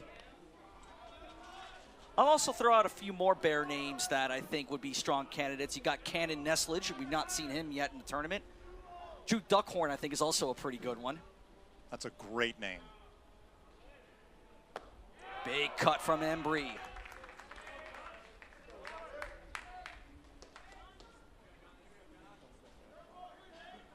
He's not on the listed roster for the tournament, but Central Arkansas does have a former Sooner on the roster called Max Bushyhead. That's a great one also. That one bounced towards third on one hop. Sick down to second for one. The turn in time. Embry beats it out. Slow developing ground ball on the left side. Runsick does everything he can to get this ball and get the lead runner. And that, of course, is the primary responsibility of the third baseman here. The turn to first, just slow developing from Parker Gwynn. Didn't get a ton on the throw, and they weren't ever going to get Embry anyway. And that'll bring up Javier Gorostola. We need to go through the FGCU roster for all-name candidates. I'm pretty sure there's at least a few. Well, I think Kadzir Lanu is definitely on there. Yeah, definitely, for sure. Gorostola lays off that one. Keaton Kangas, I like that. Keaton Mork, I think, is a really good candidate also. Stetson Callaway. There may be one Stetson who wins the tournament this year. Not the Hatters, but there might be one that wins it. Also sounds very Texan. Yes, it does, for sure. Count now 1-1 on Gorostola after he swings through that offering. I think you got the man in the box. Yeah, I'll go with that. Rolls off the tongue. Levant Eldom, I think, is kind of a fun one to say, as Gorostola fouls that off. Jacksonville's no longer in the ASUN championship, but I did like Ben Baker Livingston last night. That's just a fun name to say. Yeah, usually anything with a hyphen in it is often a strong candidate. I'll say that. Gorostola right to third, but it gets past Runsick. Something tells me he's going to want that one back, Bryce. Either way, it's now runners at first and second for FGCU. Gorostola reaching for the first time today. Jarrett Nelson, come on down. A well-hit baseball here, up in the zone, belled high, levels off on it, and I think that it's just missed. It was struck very well. It's going to go down as a hit, but Runsick would love to have that one back. He was in good position for it. But again, that's why they call it the hot corner, right? Yeah. Not always easy to get those, that's for sure. He immediately looked at his glove, too, and, you know, it's always the glove's fault. Like, wait a minute. It was supposed to go in there. Yeah. What I did. I can't say nothing. That has definitely happened to me a few times. 100 times over. For sure. Especially at third base. That is why they call it the hot corner. You do need to have incredible reaction times. And even when you have really good reaction times, sometimes it's just not good enough. And especially when you've got a ball coming off. I don't know what the exit velo was on that, but it was probably at least a good 90. And most of the time in the college game, you're playing even with the bag. You're not deep like you are in major leagues where you've got guys that have cannons that grew up as shortstops. You know, Runsick has a very good arm. And even right now, he's guarding the line pretty close to the bag. But that time, he was just a few steps behind the pillow, so even closer to that line drive. Jarrett Nelson, he's 0 for 2 in this game. Popped out and a ground out, both to the shortstop, Negri. Keeps the bat on his shoulder. First pitch is a ball.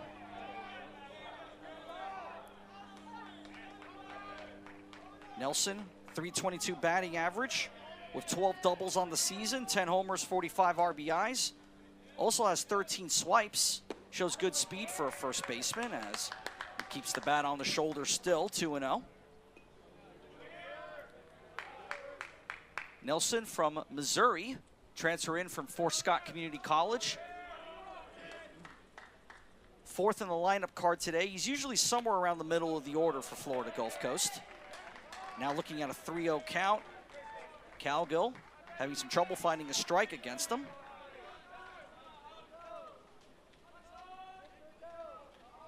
So far, all three batters for FGCU in this inning finding a way to reach.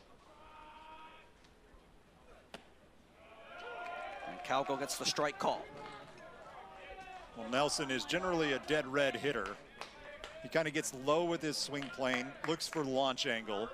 And it's worked for him. 20 career home runs, again, 10 this year to match 10 from last year, and he had a great A-Sun championship a year ago, too. Nelson hits that towards short, backhanded. The throw to third to get the force is there, so Embry retired. He'll have to go back to the dugout.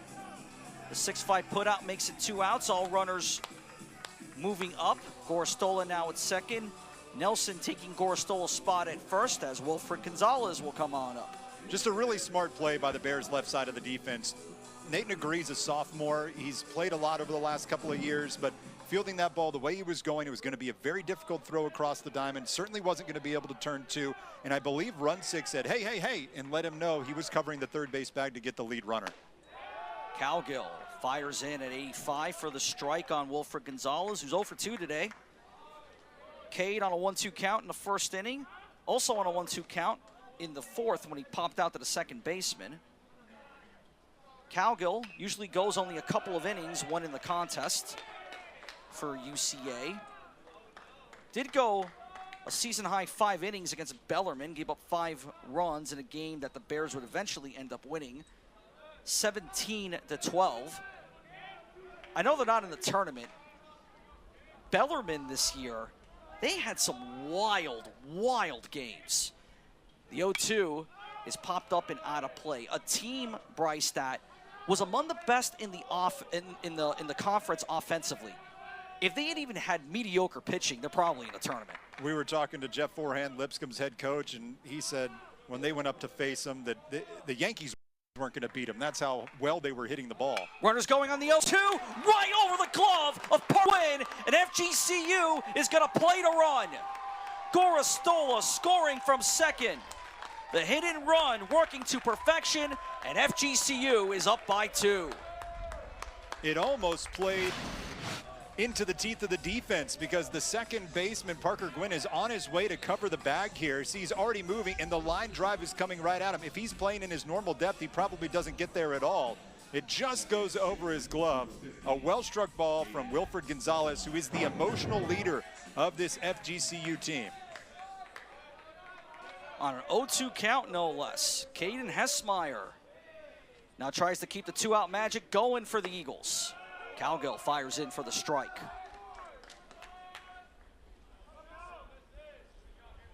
Cowgill in his last few outings went 3 innings 2 separate times against Lipscomb. Didn't give up a run as that's fouled away. He's generally been around the 2 to 3 inning range in his most recent outings. Hasn't given up a lot of big runs in his outings. Big cut from Hessmeyer, that's strike 3. And that'll do it for FGCU, but they find another run. It was the long ball last inning. This time around, the RBI single from Wilfred Gonzalez makes it 2-0. Top of the 6th coming up.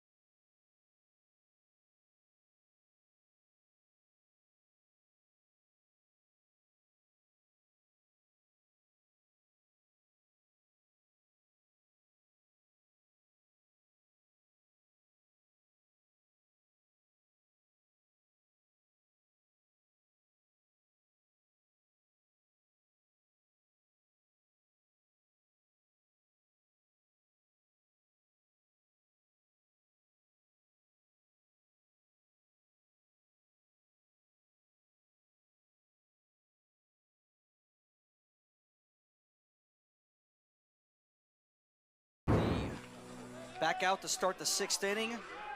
Bryce, he's been racking up the Ks, but if his pitch count numbers this season are any indication, I'd say this inning is probably his last.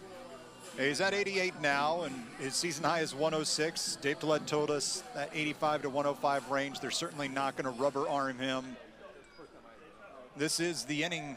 If he can have a quick one, maybe he can come back out for the 7th, but you've got the middle 3 due up for the Bears. They've got to attack Dempsey here, make him throw a lot of pitches. Laley fouls that off. Count 0-1. It's the 4, 5, and 6 hitters for UCA, trailing 2-0. Ross and Shaddle waiting for their opportunities to swing the bat. Dempsey, first base side of the rubber. Laley will pop this up. Shallow center. Gagnon makes the grab. 1 down. And as Mark Ross comes up, Bryce, we've mentioned a lot about Evan Dempsey and his ability to strike batters out. That does sometimes lead to inefficiencies, though, especially when you're a guy who can rack up a lot of Ks, because a lot of times you need to have a couple of extra pitches in order to get those Ks. And we're nitpicking right now. I mean, he's pitching a 3-hit shutout at the moment. In for the strike. But he didn't have his top command in the first couple of innings, right? He faced 5 in the first, 6 more in the second, had some traffic in the 4th inning, wasn't locating and still really hasn't located his fastball, though he does there. 0-2. At the level that you expect Evan Dempsey to do it. Mark Ross is 0 for 2 in the day. You guessed it, Ks. On a full count in the first, on a 2-2 in the 4th. Bet my lunch on a slider right here. And it's hit in the center. On the run, Gagnon, he's there, 2 down. Well, I would have lost my lunch. That was a fastball up in the zone, so came right after him with 3 straight heaters. Gagnon finally saying, at least I've got something to do. I've been watching all these strikeouts from center field. Makes the play on the last 2. Yeah, I guess if you want to say this is a downside of having a high K pitcher, sometimes your defenders just are kind of sitting there going, oh boy, when am I going to get involved? But as Jagger Shadow gets in, one thing that Coach Tollett mentioned in his pre-tournament interview that I found interesting, as as Dempsey fires outside missing. This pitching staff loves to recruit high K guys. 1 K per inning on average is kind of what they shoot for. Every K you get is basically one less time you don't need to worry about your defense. And that's kind of an interesting way, I think, of framing it, but it's also a very true one. Yeah, and when the ball's put in play less, there's less opportunity for errors, mistakes. The 1-1, laced by Jagger Shaddle. He's got 3 hits on the day. All of them singles. Matter of fact, Bryce, other than Parker Gordon the first, he has every Bear hit in this game. Whatever Jagger Shaddle had for breakfast, the rest of the UCA dugout needs to put in there right now and start chowing down, because he has seen everything out of the hand. That was a fastball again. He's hit the slider. He's hit a fastball already. Jagger Shaddle, he is seeing the ball very well out of the right arm of Evan Dempsey. Jack Runsick stepping in. Shaddle, by the way, one of 3 lefty batters in the lineup for UCA. Laidley, Zeb Allen, the others, as Ross goes flailing at the first pitch. Excuse me, Jack Runsick, the redshirt sophomore third baseman. Popped out to the shortstop in the 2nd inning, walked on a full count in the 4th, erased on a force out to second base later in that frame.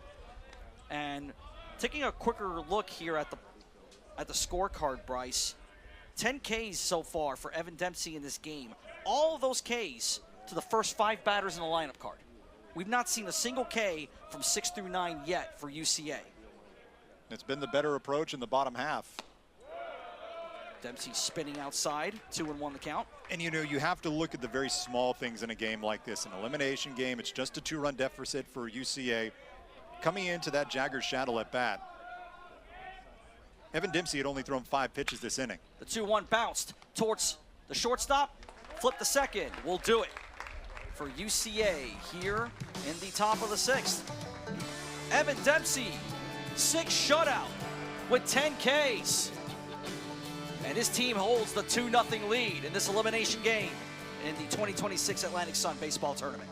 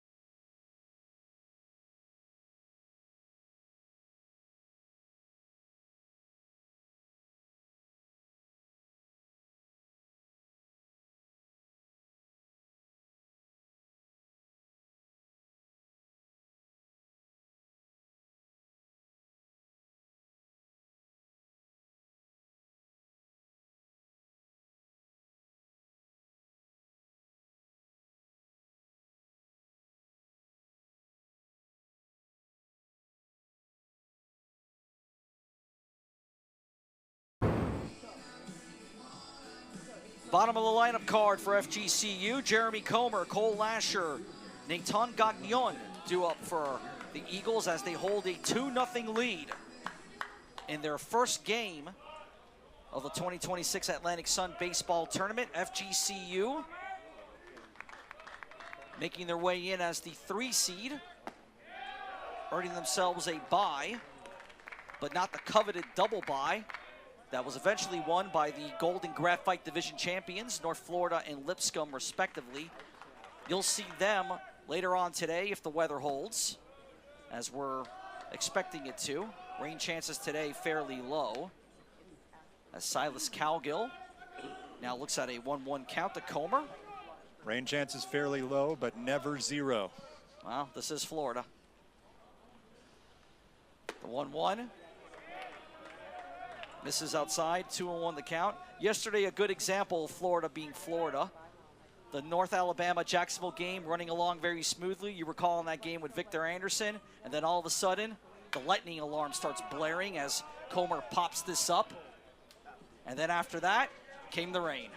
It was a little blob, not much on the radar at all, but a little blob with yellow and red just south of the ballpark, and it slowly worked its way up here and drenched the field. Well, interestingly enough, in the FGCU pen, they have Chris Diaz warming up, who's one of their starters normally. As Comer pops this up, Bryce Zimmerman trying to reach for that. You're going to need the Gumby arms to get that one, sir, or the Stretch Armstrong arms, better said. I'm just acting tough. I'd duck and get out of the way if it really was coming up here. Let me tell you, in 8+ years of calling games for Stetson Hatters baseball, I am very glad I have never had to worry about that at any point. I keep this window in front of me closed for a reason, sir. Full count now on Jeremy Comer. Although I do keep it a little bit cracked just to get some airflow in here because it can get pretty hot in this booth. We don't have any air conditioning, unfortunately. Comer rips it in the right field, and it's gone! Number 2 on the day for Jeremy Comer. Another slow trot around the bags, another solo shot. It's 3-0 Eagles. Well, the bat speed right now for Comer is on time. It was a 3-2 pitch that he hit for a homer in the 4th, and he duplicates that here in the 6th. But this pitch, I believe, is going to be lower in the zone when we get a look at it. The first one he hit just below the letters, and this ball was absolutely low line drive rocket. The only question is whether it had enough height to get over the wall. Officially 364 feet. Here's the look. Yeah, it's down closer to the belt, and he just drops the hammer. Speaking of dropping the hammer, that's knocked foul. Loud one from Cole Lasher. We spent a ton of time talking about the upper part of this lineup, the Dempsey, Embry, Garistola, Nelson, Gonzalez, five-headed monster, but it's Jeremy Comer who has provided the pop in the number 7 hole with 2 home runs in his ASUN championship debut. Cole Lasher with a single in the 4th, Cade in the 2nd. Well, one thing we know with these tournaments, Bryce, there's always somebody who kind of comes out of nowhere, right? And just has that moment, that huge moment. And it's often guys you don't expect. And Jeremy Comer, I mean, 7 homers, 29 RBIs. He's had a good season. But maybe one of those guys, as that's hit into center field, Zeb Allen snags it. I'll tell you what, though, Masad, really interesting about the dispersion of the home runs from Comer this season. He had 5 of his home runs in the first 20 games. Since then, he had only had 2 home runs in the last 31 games, and he's got 2 today in the ASUN Championship in an elimination game. Baseball has a funny way of just making some things happen. Nathan Gagnon stepping in. First pitch outside a ball. He walked in the 2nd, grounded out to second base on the very first pitch he saw in the 4th, that eventually ended the inning. Laces it opposite field. Laidley looking up to the track, to the wall, and it's another solo bomb for Florida Gulf Coast. Nathan Gagnon goes yard au revoir for the 3rd time this season. It's 4-0 FGCU. See where this pitch is. It's out away from him, a short stroke, and off the bat, you could tell the 2 home runs by Comer, they had a good chance. I didn't think this one was going to go. I really didn't, but Laidley just kept going and going and going, and that's a good 5 or 6 feet over the wall beyond the left field fence. A home run. And how about the bottom of the order right now for FGCU? 3 hits out of Comer, a hit from Lasher, and now a home run from Gagnon. Silas Cowgill. He only gave up 4 homers all season before this appearance. And now with 2 going over the fence, that will end his day. Going to the pen for a new pitcher for Central Arkansas. We'll let you know who when we come back.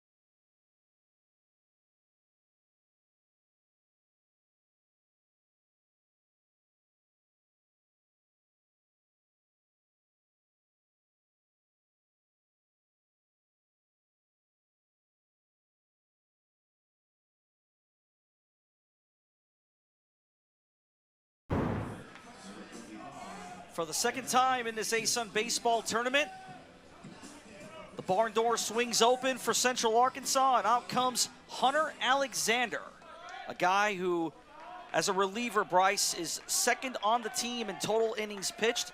He's not only their big fire guy out of the back end, but he eats up a lot of innings as well, really starters innings in some ways, in terms of the level that he gives them. And he threw 48 pitches 2 days ago, went 3 innings, gave up 1 run on 3 hits in his debut in the ASUN Championship, struck out 4. He's got nasty stuff, a fastball that plays up in the high 80s and a downer slider that can really do some damage. And he's a guy that you didn't expect was going to be available today because, or we didn't expect was going to be available in the second game of the ASUN Championship for Central Ark after they won game 1. But because of yesterday's game being pushed to this morning, that suddenly opened up the possibility of Alexander, and here he is. The senior from Bigelow, Arkansas. A transfer in from UA Rich Mountain at the D2 level. Dropping that breaker. Count now 2-1 on Evan Dempsey. Arkansas Rich Mountain, by the way, a lot of UCA players come from that particular school. They have an assistant coach, Lance Spigner, who works the third base coach's box, who was a head coach there. 2-1. And Dempsey swinging right through it. I think he may have caught a piece, Bryce. Either way, it's a 2-2 count. Certainly a weak wave for Dempsey, and shaking his head. He didn't like that pickup out of Alexander's hand. Chased a bad one. Dempsey has reached twice today, both on singles. And he goes opposite field here, into left field. Laidley towards the line, makes the grab. And with 2 down, that'll bring up John Embry. A slider from Alexander on the 2-2 pitch, down and in on the left-handed hitting Dempsey, and he just golfed it out to left. Couldn't really do much with that pitch. Dempsey right now is giving the scouting report to the man on deck, Javier Garastola. He came right over to tell him exactly what he saw from Hunter Alexander. Embry has reached twice in this game, singled in the first on a full count. Last time up in the 5th, reached on a fielder's choice. Eventually stranded at second in that inning. FGCU, though, they're starting to dent the scoreboard a little bit, thanks mostly to the long ball, as Embry hacks that foul over the first base stands here at Melching Field. FGCU very much a power hitting club traditionally. This year, 63 home runs as a team entering today. You can make it 66 now with all the balls flying out of the yard at Melching. Not exactly a home run park as Melching Field, but FGCU, they've got the kind of bats to where that doesn't always matter, as that's popped up. Jagger Shadow, the first baseman, straddling the line, pretty close to it. He'll make the grab, and that will do it for FGCU here in the 6th inning, but they are making it fly out of the yard, Bryce. Jeremy Comer did it to begin the frame, and then Nathan Gagnon does it later on to make it a 4-0 lead for the Eagles. Top of the 7th coming up.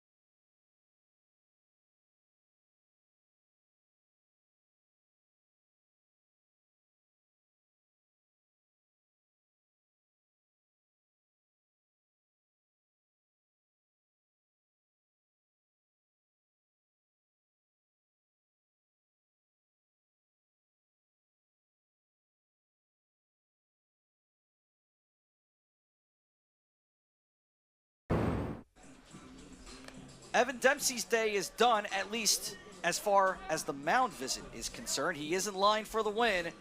And for the fourth time this year, Bryce, double digits in the strikeout column. Defense 10 was dominant at times in this game, struck out the side at one point in the fifth inning and scattered those 4 hits, another scoreless outing.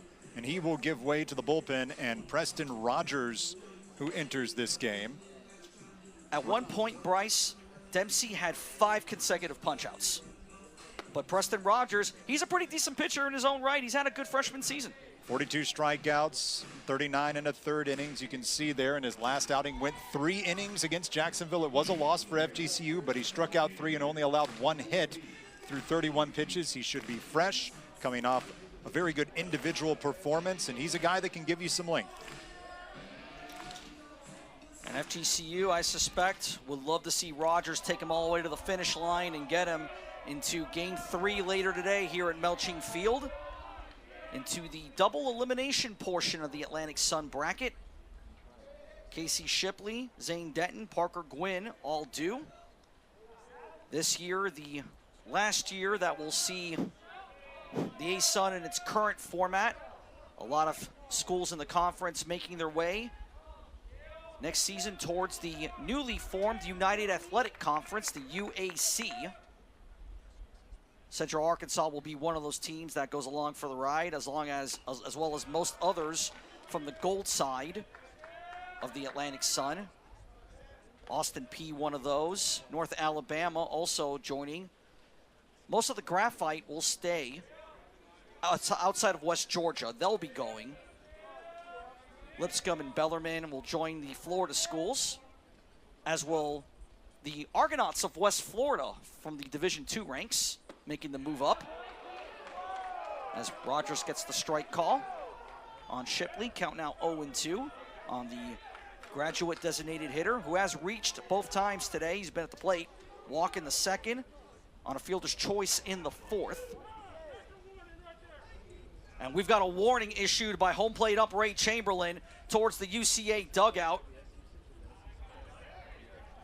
We didn't see who it was to specifically, Bryce, but there's definitely some chirping going on in that Bears dugout, and Ray Chamberlain has said he's had enough of it. I think the strike zone has been pretty consistent, but if you're UCA, you're looking for anything to ignite your team, and sometimes getting into a little trouble can do that and rally the troops. Enough to try and throw Preston Rogers off his game, just show some life down there in the dugout and find something to rally around, because Evan Dempsey, he put down the Bears pretty easily at the plate. Now they've got their opportunity to go after the pen. Rogers setting up first base side of the rubber. Delivers. Just off, according to Ray Chamberlain, 1-2. Embry trying to steal a strike there, but a breaking ball that never had the zone. Rogers from Plant City, Florida. 6'1" is how he stands. Second time he's pitched at Melching this year. Ripped foul by Shipley, sharply off the facade of the stadium on the third base side. Had a career-high 6 Ks against the Hatters and a win this year. Pitched 5 in relief following a rain delay. Always useful to have a guy in your team, Bryce, who you know can deliver following a weather issue, especially when it involves Florida Gulf Coast coming to DeLand. They seem to have a lot of those whenever they make that trick up from I-75 and then I-4. Shipley, bouncer towards the hole at short. Gorostola cuts it off. 1 down. Strong throw from the Miami native. We'll bring up Zane Denton. The idea of the long reliever has kind of always been there in college baseball. You've got your midweek guy, you've got guys that may need to come in after weather delays or a starter can't quite get the job done. But it's also a growing phenomenon again in Major League Baseball, because as starters pitch counts and are getting higher and higher, going for less distance into each game, that long relief player is such an important part of the bullpen now. It used to be mop-up duty, but now you need 3 or 4 innings almost every other night in Major League Baseball. So there's a lot of value to a guy, even at this level, that can throw multiple frames. First pitch to Denton, hit the second. Caden Hessmeyer flips it across the first base for out number 2. And as we will have Parker Gwynn come up I think the return of the middle reliever in terms of the majors, Bryce, it was also kind of inevitable, especially when you consider that these days there's so much emphasis placed. We're going to have a mini conference just in the on-deck circle for UCA, maybe some strategy being talked about here. But the reality is, with the way pitchers are trained these days, you're basically being taught, especially travel ball, high school ball. Every time you're out there, max effort, push it as hard as you can. When you're going all out like that, you're going to see shorter outings, and that's going to eventually lead to you needing to rely on your bullpen more. Well, there's another factor to it too, right? Like, you have to light up the radar gun. You have to get noticed. You're looking as a younger player to get D1 offers, to move from JUCO to a 4-year school, to get noticed by Major League Baseball scouts. Or if you're lucky to get noticed out of high school straight into the pros, that happens too. But I've got a lot of love for guys like Preston Rogers that can throw multiple innings, and we were just showing it on there. I've got a lot of love for a guy that wears the same hat throughout the entirety of the season. That thing is faded blue, nasty sweat, all sorts of rain gunk in there, hair gel, whatever he's got going with that mane, and I love it. Stick with the same hat all year long. That's how you do it. Parker Gwynn now top of the order. Rogers at 73 miles an hour. Drops that in for strike one.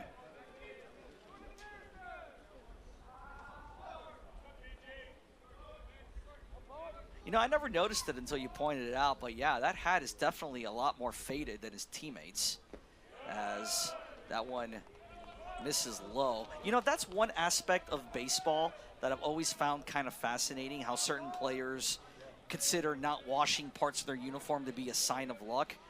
I consider it a candidate for a biohazard sticker personally, but hey, what do I know? The 1-1, and Gwynn fouls that off. But the reality is, though, is that ultimately when you're a high-level athlete, you have to do the things that put you in the right mental frame of mind in order to succeed. And sometimes it can be little quirks like that that really get you in the right place mentally, and that's really the most important thing. Look good, feel good, play good, right? All about comfortability and how you feel out there. It's all part of the total package. The 1-2. And it works for Preston Rogers there. Gets his first K of the day. Parker Gwynn, sit down, but only to get your glove because you're going to need to go back out into the field. Time to stretch here at the MAC. FGCU is up by 4 in this elimination game of the 2026 ASUN Baseball Tournament.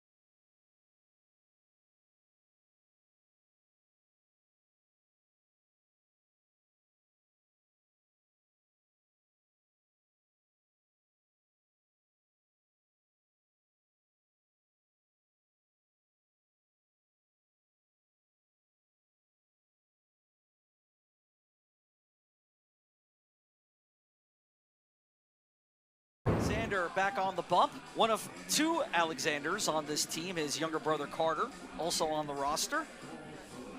But it's the older brother who's going to be asked to deliver here. 3, 4, and 5 due up for Dave Tillette's Eagles.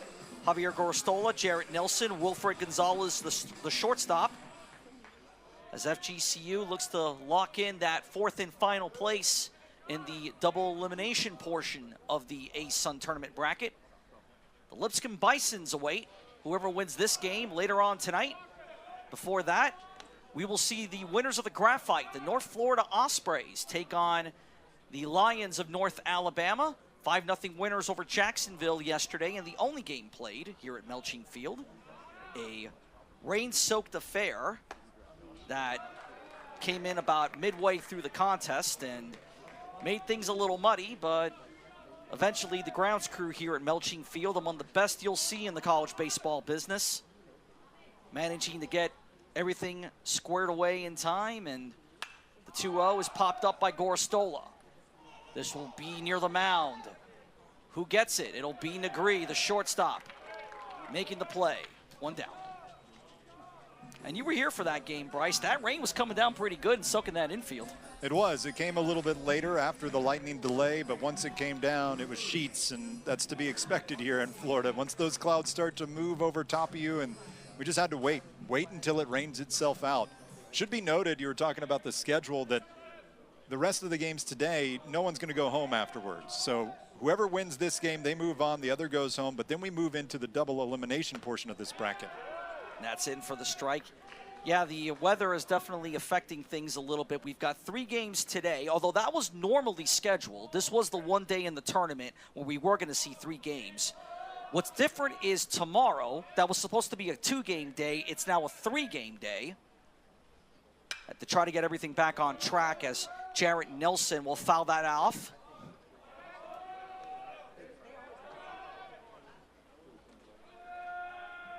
One other note we should mention is that if the second game is needed for the championship end of the bracket, that will now be played on Sunday. So initially, they were hoping to get both in on that Saturday, but that's not going to happen now. And Nelson's down looking. Hunter Alexander with his first K of the day.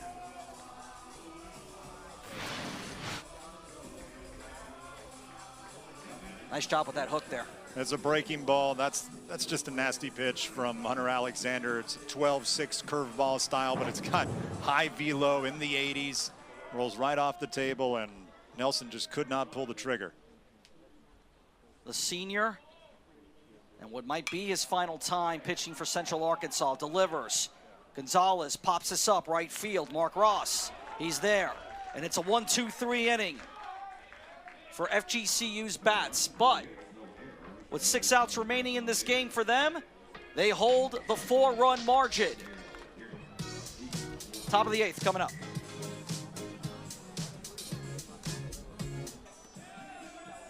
Preston Rogers back on the bump. Zeb Allen, Nate Negri, Keaton Laley all due for UCA as they're trying to find something resembling offense right now. No runs on 4 hits, no errors, their line score. Allen squaring to bunt, lets it go, 1-0 the count. Of those 4 hits, Bryce, 3 of them belong to one guy, Jagger Shaddle. Everyone else left blank except for Parker Gwynn's double to start the game.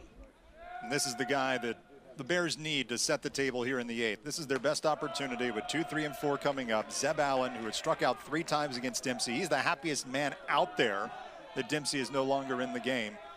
He's their star player, and star players have to lead by example. Preston Rogers now on the bump. Criminal justice major at FGCU. Throwing the heat right there. Count now 2-1. Rogers did not play for the Eagles his freshman season. This year he's been a much more reliable option for them, has started on occasion as well as come out of the pen. Probably was a candidate, Bryce, for potentially getting a start for the Eagles maybe later on in this tournament. I suppose that's probably laid the rest now that they've had to pull him out here, but the reality is FGCU's road to win this tournament will be a little tougher than most, having to come out of that single elimination portion of the bracket to get into the double part. The 2-2 popped up by Allen in the center. His counterpart, Nathan Gagnon, gloves it for out number 1. Depending on how Preston Rogers gets through this inning and potentially the 9th as well, I mean, we're sitting on a Wednesday. If there is a championship Sunday, a winner-take-all game that's forced after Saturday, there's an opportunity maybe for a short inning stint again for Rogers. If it's not in the starting role, certainly in a middle relief role. So he's not going to be burnt after this particular game. But still, the more efficient he can be, and so far 4 outs and 15 pitches, that's going to leave him open for a potential second appearance. Negree fouls that off. It looks like it caught the instep of his left foot, Bryce. Slipping a little bit as he came out of the box. But, you know, a ball to the foot will do that. It seems to happen a lot. He's got the shin protector down there on the front foot, but it doesn't matter how much you protect. It usually always finds flesh or bone. I think that's one of the funniest parts about protection in baseball in general, is that you armor up all these places, and the ball still seems to find a spot that's not covered. It's almost like you need a full bodysuit just to make sure you're completely protected, but then you can't swing the bat. Speaking of swinging, that's popped up into left field. Gonzalez on the run, and he won't get there. The ball drops. Negree will take advantage. He'll move up to second base. Head first slide gets him in safely. And the Bears have a runner in scoring position for Keaton Laidley. Well, Central Arkansas needs a little baseball luck, and they got it here. This is a really good pitch off the end of the bat, popped up on the left side.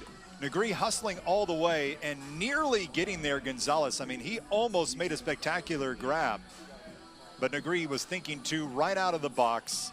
And now Central Arkansas has the opportunity to just scratch one run across. And Nick Harlan, recognizing that, wants to bring everybody over, have a timeout, have a powwow, talk about what they can do to try and get this run across and see if that breaks open the dam. You see the conference there with the head coaches.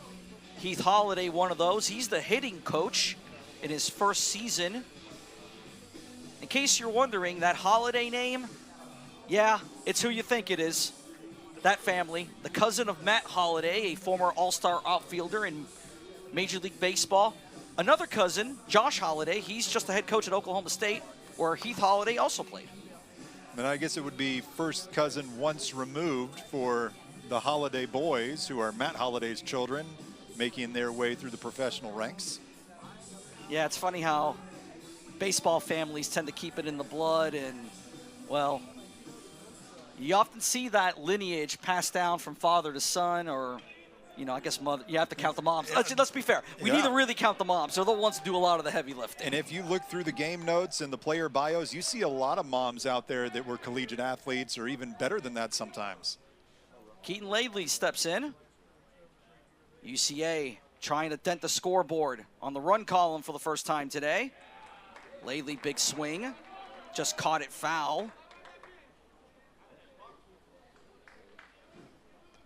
Laidley went yard in the win against Stetson.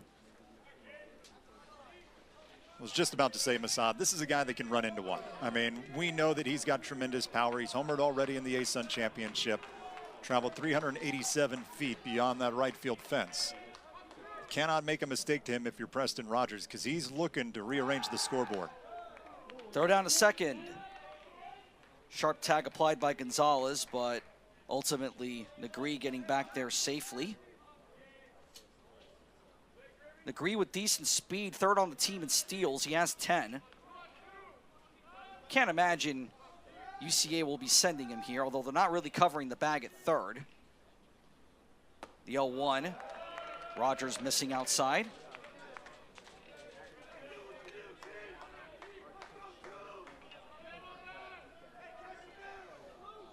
Laidley, a transfer in from Paris Community College. This UCA team with a lot of transfers. A more athletic version of themselves in 2026. Laidley hitting that deep, and that will go foul. But it had home run distance, Bryce. Just shows you the strength of Keaton Laidley. That's a pitch that's up and away. He levels off his swing, tries to go opposite field, and nearly just muscled it over the wall. Couldn't keep it fair. Dave Tillett, seeing that last swing, wants to come out and make sure he's got a conversation here with Preston Rogers. There has been activity in the FGCU pen. Yep, they have a right-hander going, it looks like. And looks like they're not going to mess around here if they go to the pen. It's Ashton Pokel who's warming up for FGCU. He is their closer. Watching Ashton Pokel get ready. Dave Tillett out there. He's addressing the entire infield, but also looking directly at Preston Rogers. He's going to stick with the right-hander now. And for Preston Rogers, it might have been, hey, that last pitch you threw, don't throw another one of those. Let's get this guy, because Dave Tillett knows this is a young man, Keaton Laidley, that he can cut this lead in half with one swing. And not only that, he's kind of looking to do it. You get the feeling that Laidley's trying to make a postseason moment happen. Well, he's hit home runs in his last 2 games. We mentioned Stetson in the tournament. He also hit a bomb in the regular season finale against Lipscomb. Short lead for Degree at second. And Rogers misses outside and low. 2-2 now the count. Laidley has reached once today. He was hit by a pitch in the first inning. Cade in third, popped out to center field in the 6th. Central Arkansas down to their final 5 outs. The 2-2. And Laidley's down swinging. Preston Rogers, his second K of the day. 12 total now for the team that leads the ASUN in punchouts. Not sure what this pitch was. It came in at 80 miles per hour. Might have been a slider that just got away from him. Well, got away from Laidley, too. Yeah, no break. Kind of a bad pitch that Laidley should have spit on and didn't, and it works out very well for Rogers. Now it's Mark Ross with 2 outs on the board here in the top of the 8th. Preston Rogers still trying to keep it clean for the Eagles. In the dirt, John Embry coming back up. Embry, maybe the best cannon from behind the plate in the Atlantic Sun. One of the higher rates of caught stealing you'll find in this conference. Rogers delivers. Ross will bounce this foul right past third base coach Lance Spigner for UCA, who declined to field his position. Well, the door hasn't been open very much here for Central Arkansas. And with 2 outs and runner in scoring position, you almost feel that this is necessary to get this run in here and create some sort of Central Arkansas magic, with Ashton Pokel warming up in that FGCU bullpen. 1-1, and Ross just caught a piece of it. Foul to the backstop. Might be a changeup that he's throwing. It's definitely got some arm side run. 80 miles per hour, so not a 2-seamer and not a fastball. He doesn't have the traditional changeup grip, but it certainly has some nice movement to it. And that's what he got Keaton Laidley on. 1-2. And Ross sends it back where it came for a base hit. No hesitation from the head coach, from the assistant coach, Lance Spigner at third base. He holds up Nate Negree. Negree almost ran through the sign, actually. So he'll stay at third, and we're going to have cornerbacks full here for Jagger Shaddle, and maybe that's the reason Spigner held him up. Shaddle's had a day at the plate. He has. He's looked good. He's had a quick bat. This is a curveball that just stayed up in the zone. Too high to start it.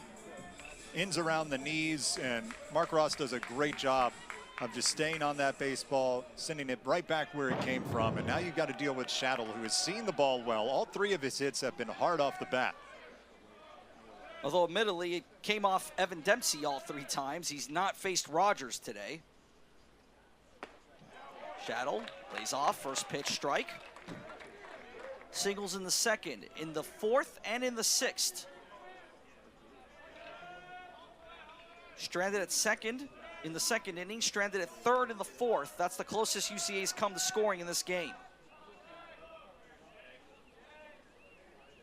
Nothing exotic from FGCU defensively here, as the throw over to first will send Ross scrambling back to the bag. You've got Nate Negree at 3rd.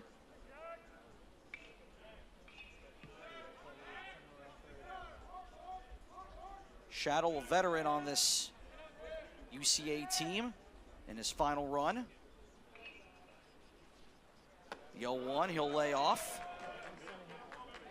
Shaddle, a two-way guy, throws left-handed, but very valuable to this squad as the first baseman. Last year, 273 hitter, had a couple of homers along with 27 RBIs. Agreed dancing around at third. Shaddle, chopper, right to the first baseman. Nelson's there. He'll step on the pillow, and that will do it for UCA here on the top of the 8th. Ultimately, stranding 2, 9 Bears stranded on the bags today. Bottom of the 8th coming up.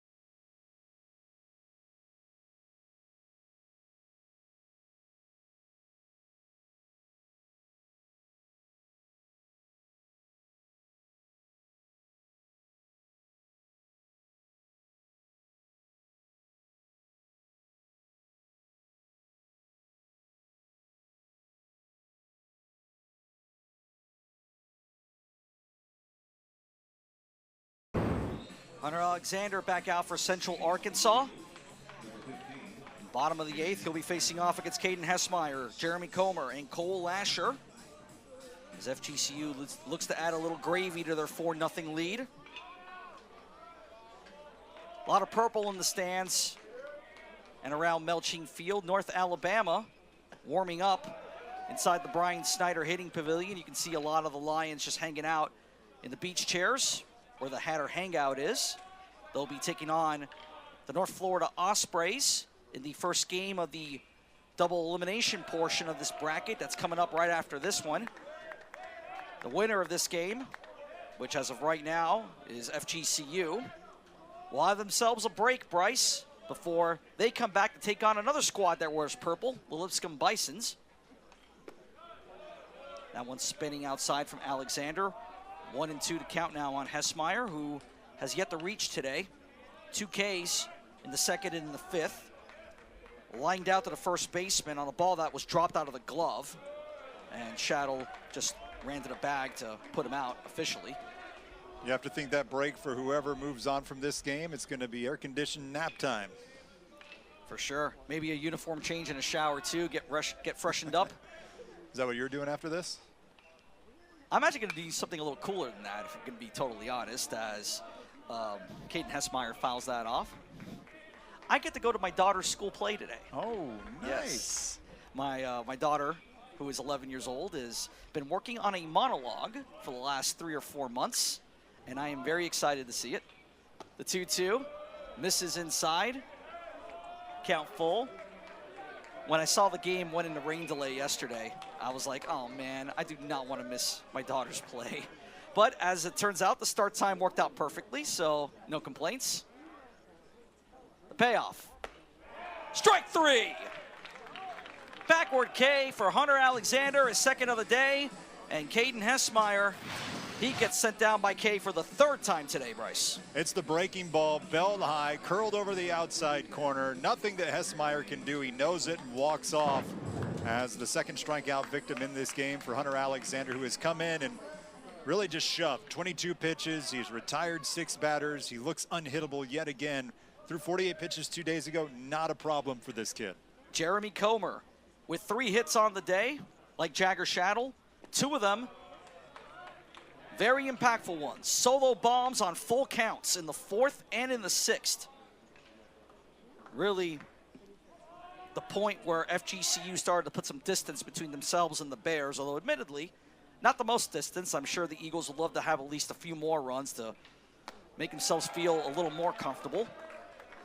As Comer swings through that one, you got to imagine all the confidence in the world, and he's got a shot for a 3-homer game here. It was Comer that cracked the can on that 3-2 pitch back in the 4th inning. We were in a pitcher's duel, and Jake James really had a great day on the mound. 4 innings, giving up just that 1 run. The 1-1 chopped towards first. Shadows there. Underhand flip to Alexander covering the bag. And with 2 down, it'll be Cole Asher who comes on up.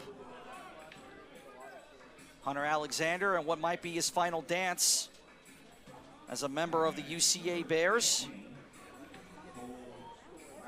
Among the best pitchers in Bears history. He's been a real rock for them out of the back end.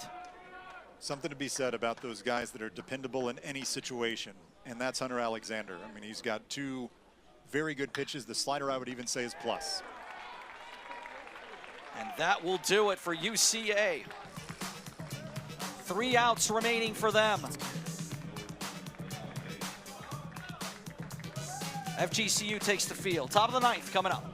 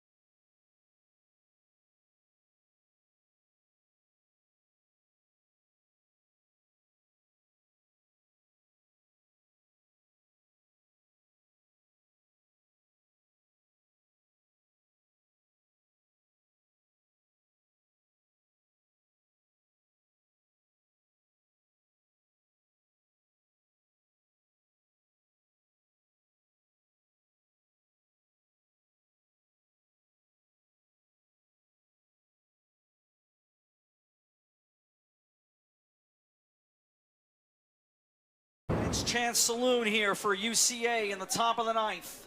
They need 4 runs before they give up 3 outs, or their season's done. With Bryce Zimmerman alongside, I'm Assad Bendion. Preston Rogers looking to shut the door for the Eagles and get them in to the double elimination portion of this bracket. The Lipscomb Bisons await the Gold Division winners.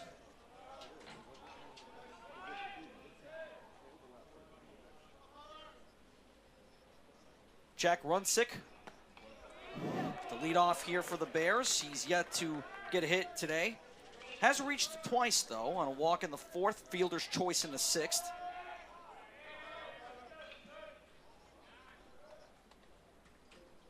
More importantly for UCA, can he just get on board? It doesn't have to be a hit. It just can't really be an out, and he swings right through that one. Preston Rogers dropping that hook in the low 70s there, Bryce. It's a lot easier to start a rally with the leadoff man aboard. Some of the best rallies start that way, but he's now down in an 0-2 hole. I expect we'll see another breaking ball here.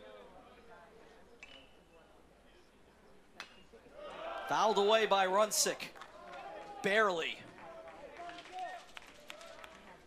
It's a good pitch from Preston Rogers, was diving low and out of the zone, close enough to the plate that Runsick had to take a whack at it. Shipley and Denton also due up here for UCA. Behind that, the top of the lineup card, the strongest part of the Bears hitting order. The 1-2, and that's bounced up the middle. Gonzalez there, turns, fires, offline. Jack Runsick gets his hit. More importantly for the Bears, they get a runner on board as Casey Shipley comes up, and if they want that big inning, Bryce, if they can get through this bottom part of the order, they will have their big bats awaiting in Zeb Allen, Nate Negree, and also Parker Gwynn. That's right. It sets up well if you can get a couple of guys on here, put the pressure on the pitching staff and the defense. That's a ball put in play by Runsick. It's not going to look like a 95-mile-per-hour pitch off the bat, probably closer to about 65, but it'll be a scorcher in the box score tomorrow.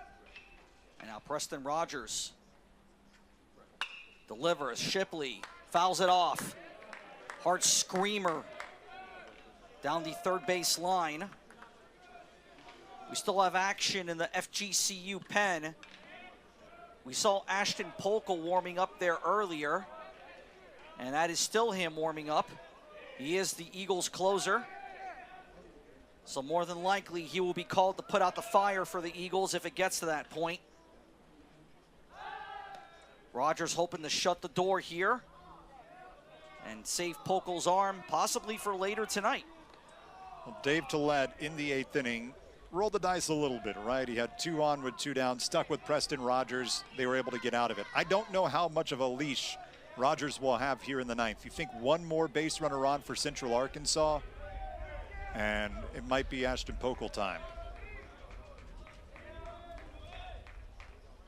FGCU trying to end UCA season in DeLand for the 2nd year running and send them packing to the United Athletic Conference for good. The UAC merging the gold in the ASUN with elements of the WAC. 3 Texas schools coming along: Abilene Christian, Tarleton State, UT Arlington will join them in that newly formed conference. The 1-1 missing inside, 2-1 the count. They'll be using the auto bid from the WAC, which is where those 3 Texas schools are coming from officially. And what is sort of a unique partnership between 2 conferences, the United Athletic and the ASUN, will be doing a lot of sharing of resources between the two. The 2-1 will be fouled away by Shipley. And that's really been kind of the plan, Bryce, for several years now, which is one of the reasons why you saw the gold and the graphite divisions kind of form the way they did, and a lot of emphasis into the interdivisional rivalries between the gold and the graphite. Especially you've seen that in baseball, where both sides have essentially operated as their own conferences until tournament time. We talked to almost every coach that's going to be remaining in the ASUN, and they were happy to no longer have the 6 games against each opponent conference slate. The 2-2, and that's fouled away by Shipley. Yeah, you know, if there is one thing that I think was sort of universal with all the head coach interviews we did for this tournament, it was that. Everyone got sick of playing each other 6 times in a row, especially in, you know, with the division rivals. It was really sort of a unique thing where you had essentially 3 teams in this tournament that you're really familiar with, and then 4 others that you didn't know anything about. And that was the case across the board. And I think a lot of coaches in the end didn't really like that, as Shipley, oh, he's making Rogers work for this one, Bryce. Another foul ball. Be up over 40 pitches. You know, Masad, we were talking to Jeff Forehand, Lipscomb's head coach, and he was almost wistful about missing guys like Dave Tillett and Steve Tremper and getting to see some of these teams that he had built up friendships and rivalries with over the years that hasn't seen in a couple of seasons because of the divisional split. The 2-2. In the dirt, full count. Well, I also think in Jeff Forehand's case, he's also missing the RPI boost that came from playing those Florida teams every year, which admittedly, it depends on how you feel about RPI as a metric, but one thing's for sure. The graphite side of the ASUN has often been stronger RPI-wise than the gold. You can debate the reasons, but that is the facts. The payoff. Low ball 4. Shipley draws the walk. Jack Runsick moves on to second base. And for Dave Tillett and the Florida Gulf Coast Eagles, it might be decision time for them. I wouldn't mess around. You know what's coming. You've got 9, 1, and 2. There's a meeting on the mound. You got a pinch runner coming in, and Dave Tillett is on his way out of the dugout, likely to make the call here with Zane Denton coming to the plate. And just go back really quickly before we go to break. Casey Shipley That is a veteran plate appearance to earn that walk and extend this inning even further. And he gets the round of applause as he leaves the field. Noah Goodshield will take his spot at first base. And we'll let you know who the new pitcher is when we come back.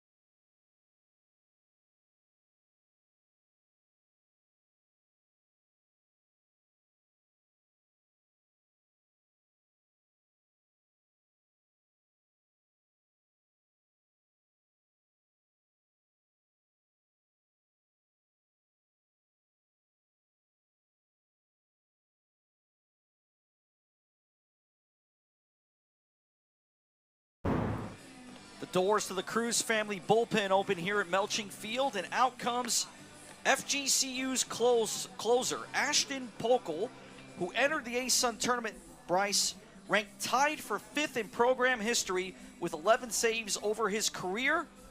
It matches the record set by Brady Anderson in the early part of the 2010s, and now he's being asked to deliver in a big moment again here. 2 runners on, none out, with Zane Denton coming up. 6'2", 234-pound senior from St. John's, Florida. In his last 12 1/3 spanning 8 appearances, he has not given up a run. That's not an earned run. That is a single run. And he has multiple strikeouts in each of his last 5 appearances dating back to April 14th.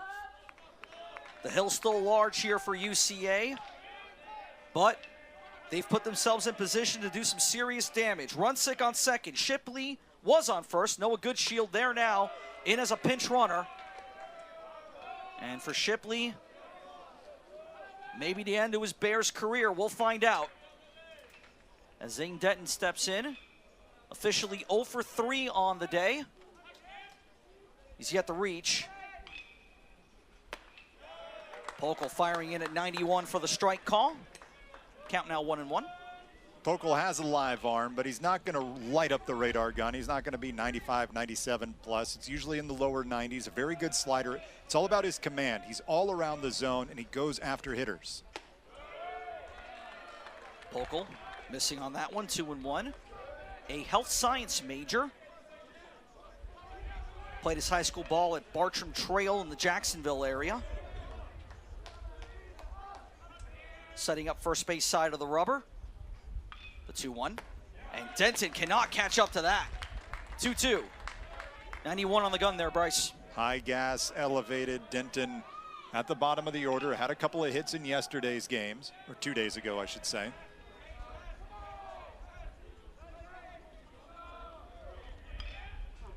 Neither of the runners taking big leads for UCA.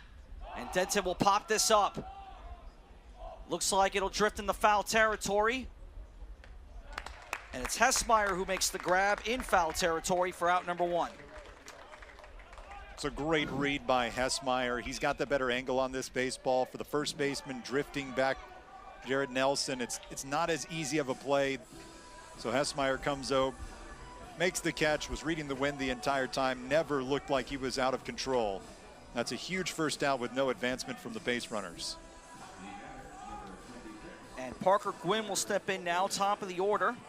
Pokel with 5 saves on the season. They've all come against ASUN competition. 2 from Queens, Jacksonville, West Georgia, and Stetson as well.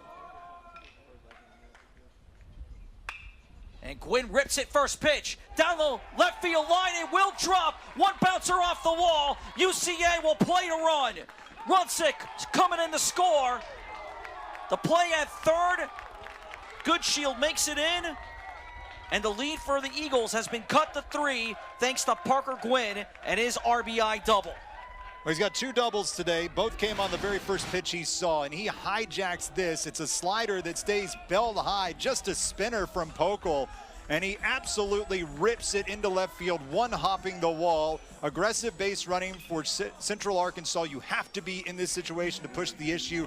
Now puts runners at second and third and brings Zeb Allen to the plate as the potential tying run. And Zeb Allen, he has had a day to forget. But he can change it here with one swing. He hits it. That's foul territory. Real high, though. Won't be playable. Well over the Hatter hangout and out of play.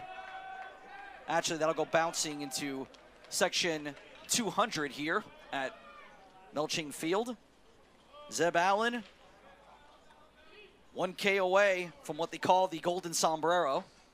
Actually, technically, that's 0 for 4 with 4 Ks, I think, is the Golden Sombrero. But he does have 3 strikeouts and a pop-out today. And we're going to have a conference at the on-deck circle again for UCA. More strategy being talked about. Obviously, Bear season on the line. Can't really hold anything back now, Bryce. No, a hit could mean 2 runs here. However, you got to be very careful if you're Central Arkansas on the bases. You've got good speed with Gwynn at second base. Goodshield has come in to run. He's now 90 feet from home. FGCU willing to trade a run for an out here, playing the defense at normal depth on the infield. Yeah, I don't know that's a trade UCA wants to make, but if they are going to give up an out, they should get a run out of it. I mean, I think that's a minimum for them at this point, an absolute minimum. Either way, it's a big moment for the Bears. Can they stay alive? What you cannot have happen here is a strikeout. Zeb Allen's got to put this ball in play and put the pressure on the FGCU defense. I would think at a minimum a sac fly, something in the outfield.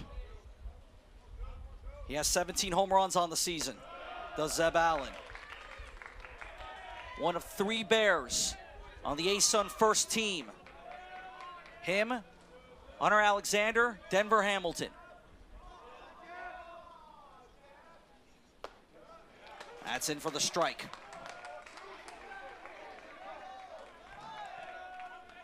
Allen, a .310 batting average entering this appearance. 17 homers, 53 RBIs. The 17 homers tied for the conference lead.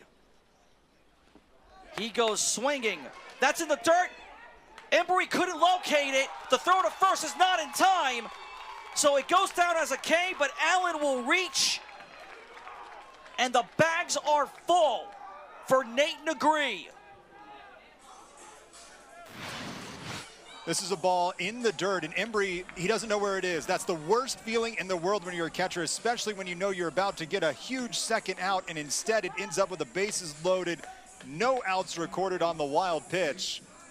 Pokel was Johnny on the spot, but there was no way they were going to get Allen, who runs very well, and recognized instantly that that ball had gotten away from the catcher and took off. Well, regardless, you know Allen was going to go there anyway the second that ball hit the ground. That ball's got to be caught in the mitt to make the K count. And Negree now with an opportunity. FGCU has cracked the door open. Can the Bears blow it off the hinges? Nate Negree will try to do it. 8 homers on the year, 38 RBIs. Does have 10 doubles. A double here would be huge. Could plate Allen from first. And Pokel fires high, 1-1. And I know you mentioned that stat, partner, about how Pokel hasn't given up a run in, what is it now, his last 12 appearances? Well, 12, yeah, 12 and a third. Well, if he can do it now, he'll be pulling a major rabbit out of the hat. The 1-1. Driven, left field, foul. Off the netting that separates the VFW parking lot from left field here at Melching. That net comes very handy. Otherwise, the good folks at the VFW will be fishing out a lot of foul balls from their parking lot. They still kind of do anyway. Nate DeGree is just a dangerous-looking guy in the box, isn't he, though? I mean, he's got the ability to catch up to just about anybody's fastball. He lines it up well, gets a lot of carry and backspin on his swing. 1-2. Strike three looking. Pokel with an absolutely nails pitch to make it 2 outs. And Keaton Laidley, who's homered in his last 2 games, come on up. This is a dart on the outside corner at the belt. Great pullback here from Embry. It's probably in the strike zone, but that little pullback of 2 to 3 inches makes it much easier for the home plate umpire Ryan Chamberlain to ring up Nate DeGree.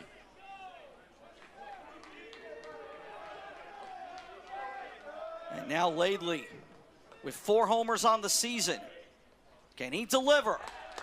Ooh, he had visions of a granny there. But Pokel gets the strike call after Laidley swings right through it. He's punched out twice today. Has Laidley in the 3rd and in the 8th. Hit by a pitch in the 1st. That's the only time he's reached. The 0-1, and Pokel delivers the strike. Laidley down to his final K. The Bears down potentially to their final K. Back-to-back breaking balls, that last time through the back door. FGCU for the right to keep their season alive. Misses low. That's a good idea. A chase pitch. Send it outside. Nothing that he can handle. You still have one of the best defensive catchers behind you. You can feel confident throwing it again, something that dips low, maybe even in the dirt. 1-2. Driven into center field. It will drop. The Bears will play 2. Coming in the score is Goodshield. Right behind him, it's Parker Gwynn. Keaton Laidley down to his final K.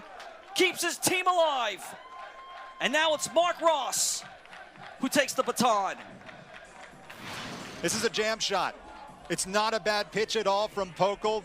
He throws it right down the middle, but he jams himself and just muscles it beyond the glove of Wilfredo Gonzalez. And there's no chance for him to get there. 2 runs in, and now an opportunity to tie this game. Any number of things can happen with the tying run at 90 feet away. Mark Ross, first pitch. Pokel delivering, and it's a strike. Ross has only reached once in this game. It came the last time up, though. Single in the 8th. If he could do it again here, we're looking at a tied ball game, minimum. The 0-1. Pokel spins it outside. 1 ball, 1 strike to count. So far in this tournament, we've seen fairly comfortable wins for Jacksonville, for North Alabama. UCA needed to gut one out against Stetson. Runner going from 1st to 2nd. No challenge at all from the Eagles as Keaton Laidley takes it. Keeping the ball is Pokel. He understands the assignment, Bryce. Zeb Allen at 3rd is the more important one to worry about right now. They keep him there.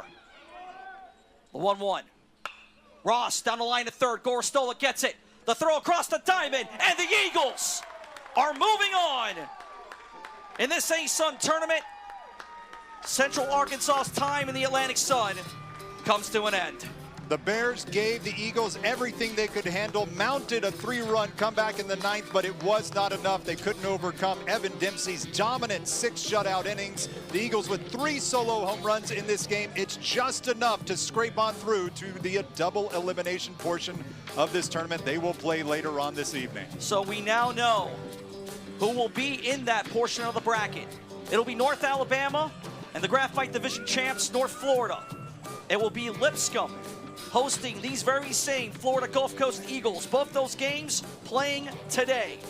UNA and UNF first at about 1 o'clock Eastern, 5 p.m. Eastern. These same FGCU Eagles taking on Lipscomb.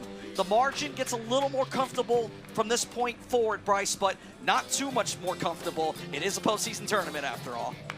No more teams will be eliminated today. We're down to the Final Four. That does change the strategy some, but you want to be in that pole position going into Saturday. For Bryce Zimmerman, I'm Assad Bendion. Thank you for joining us. Final score, FGCU 4, Central Arkansas 3. This has been a presentation of ESPN.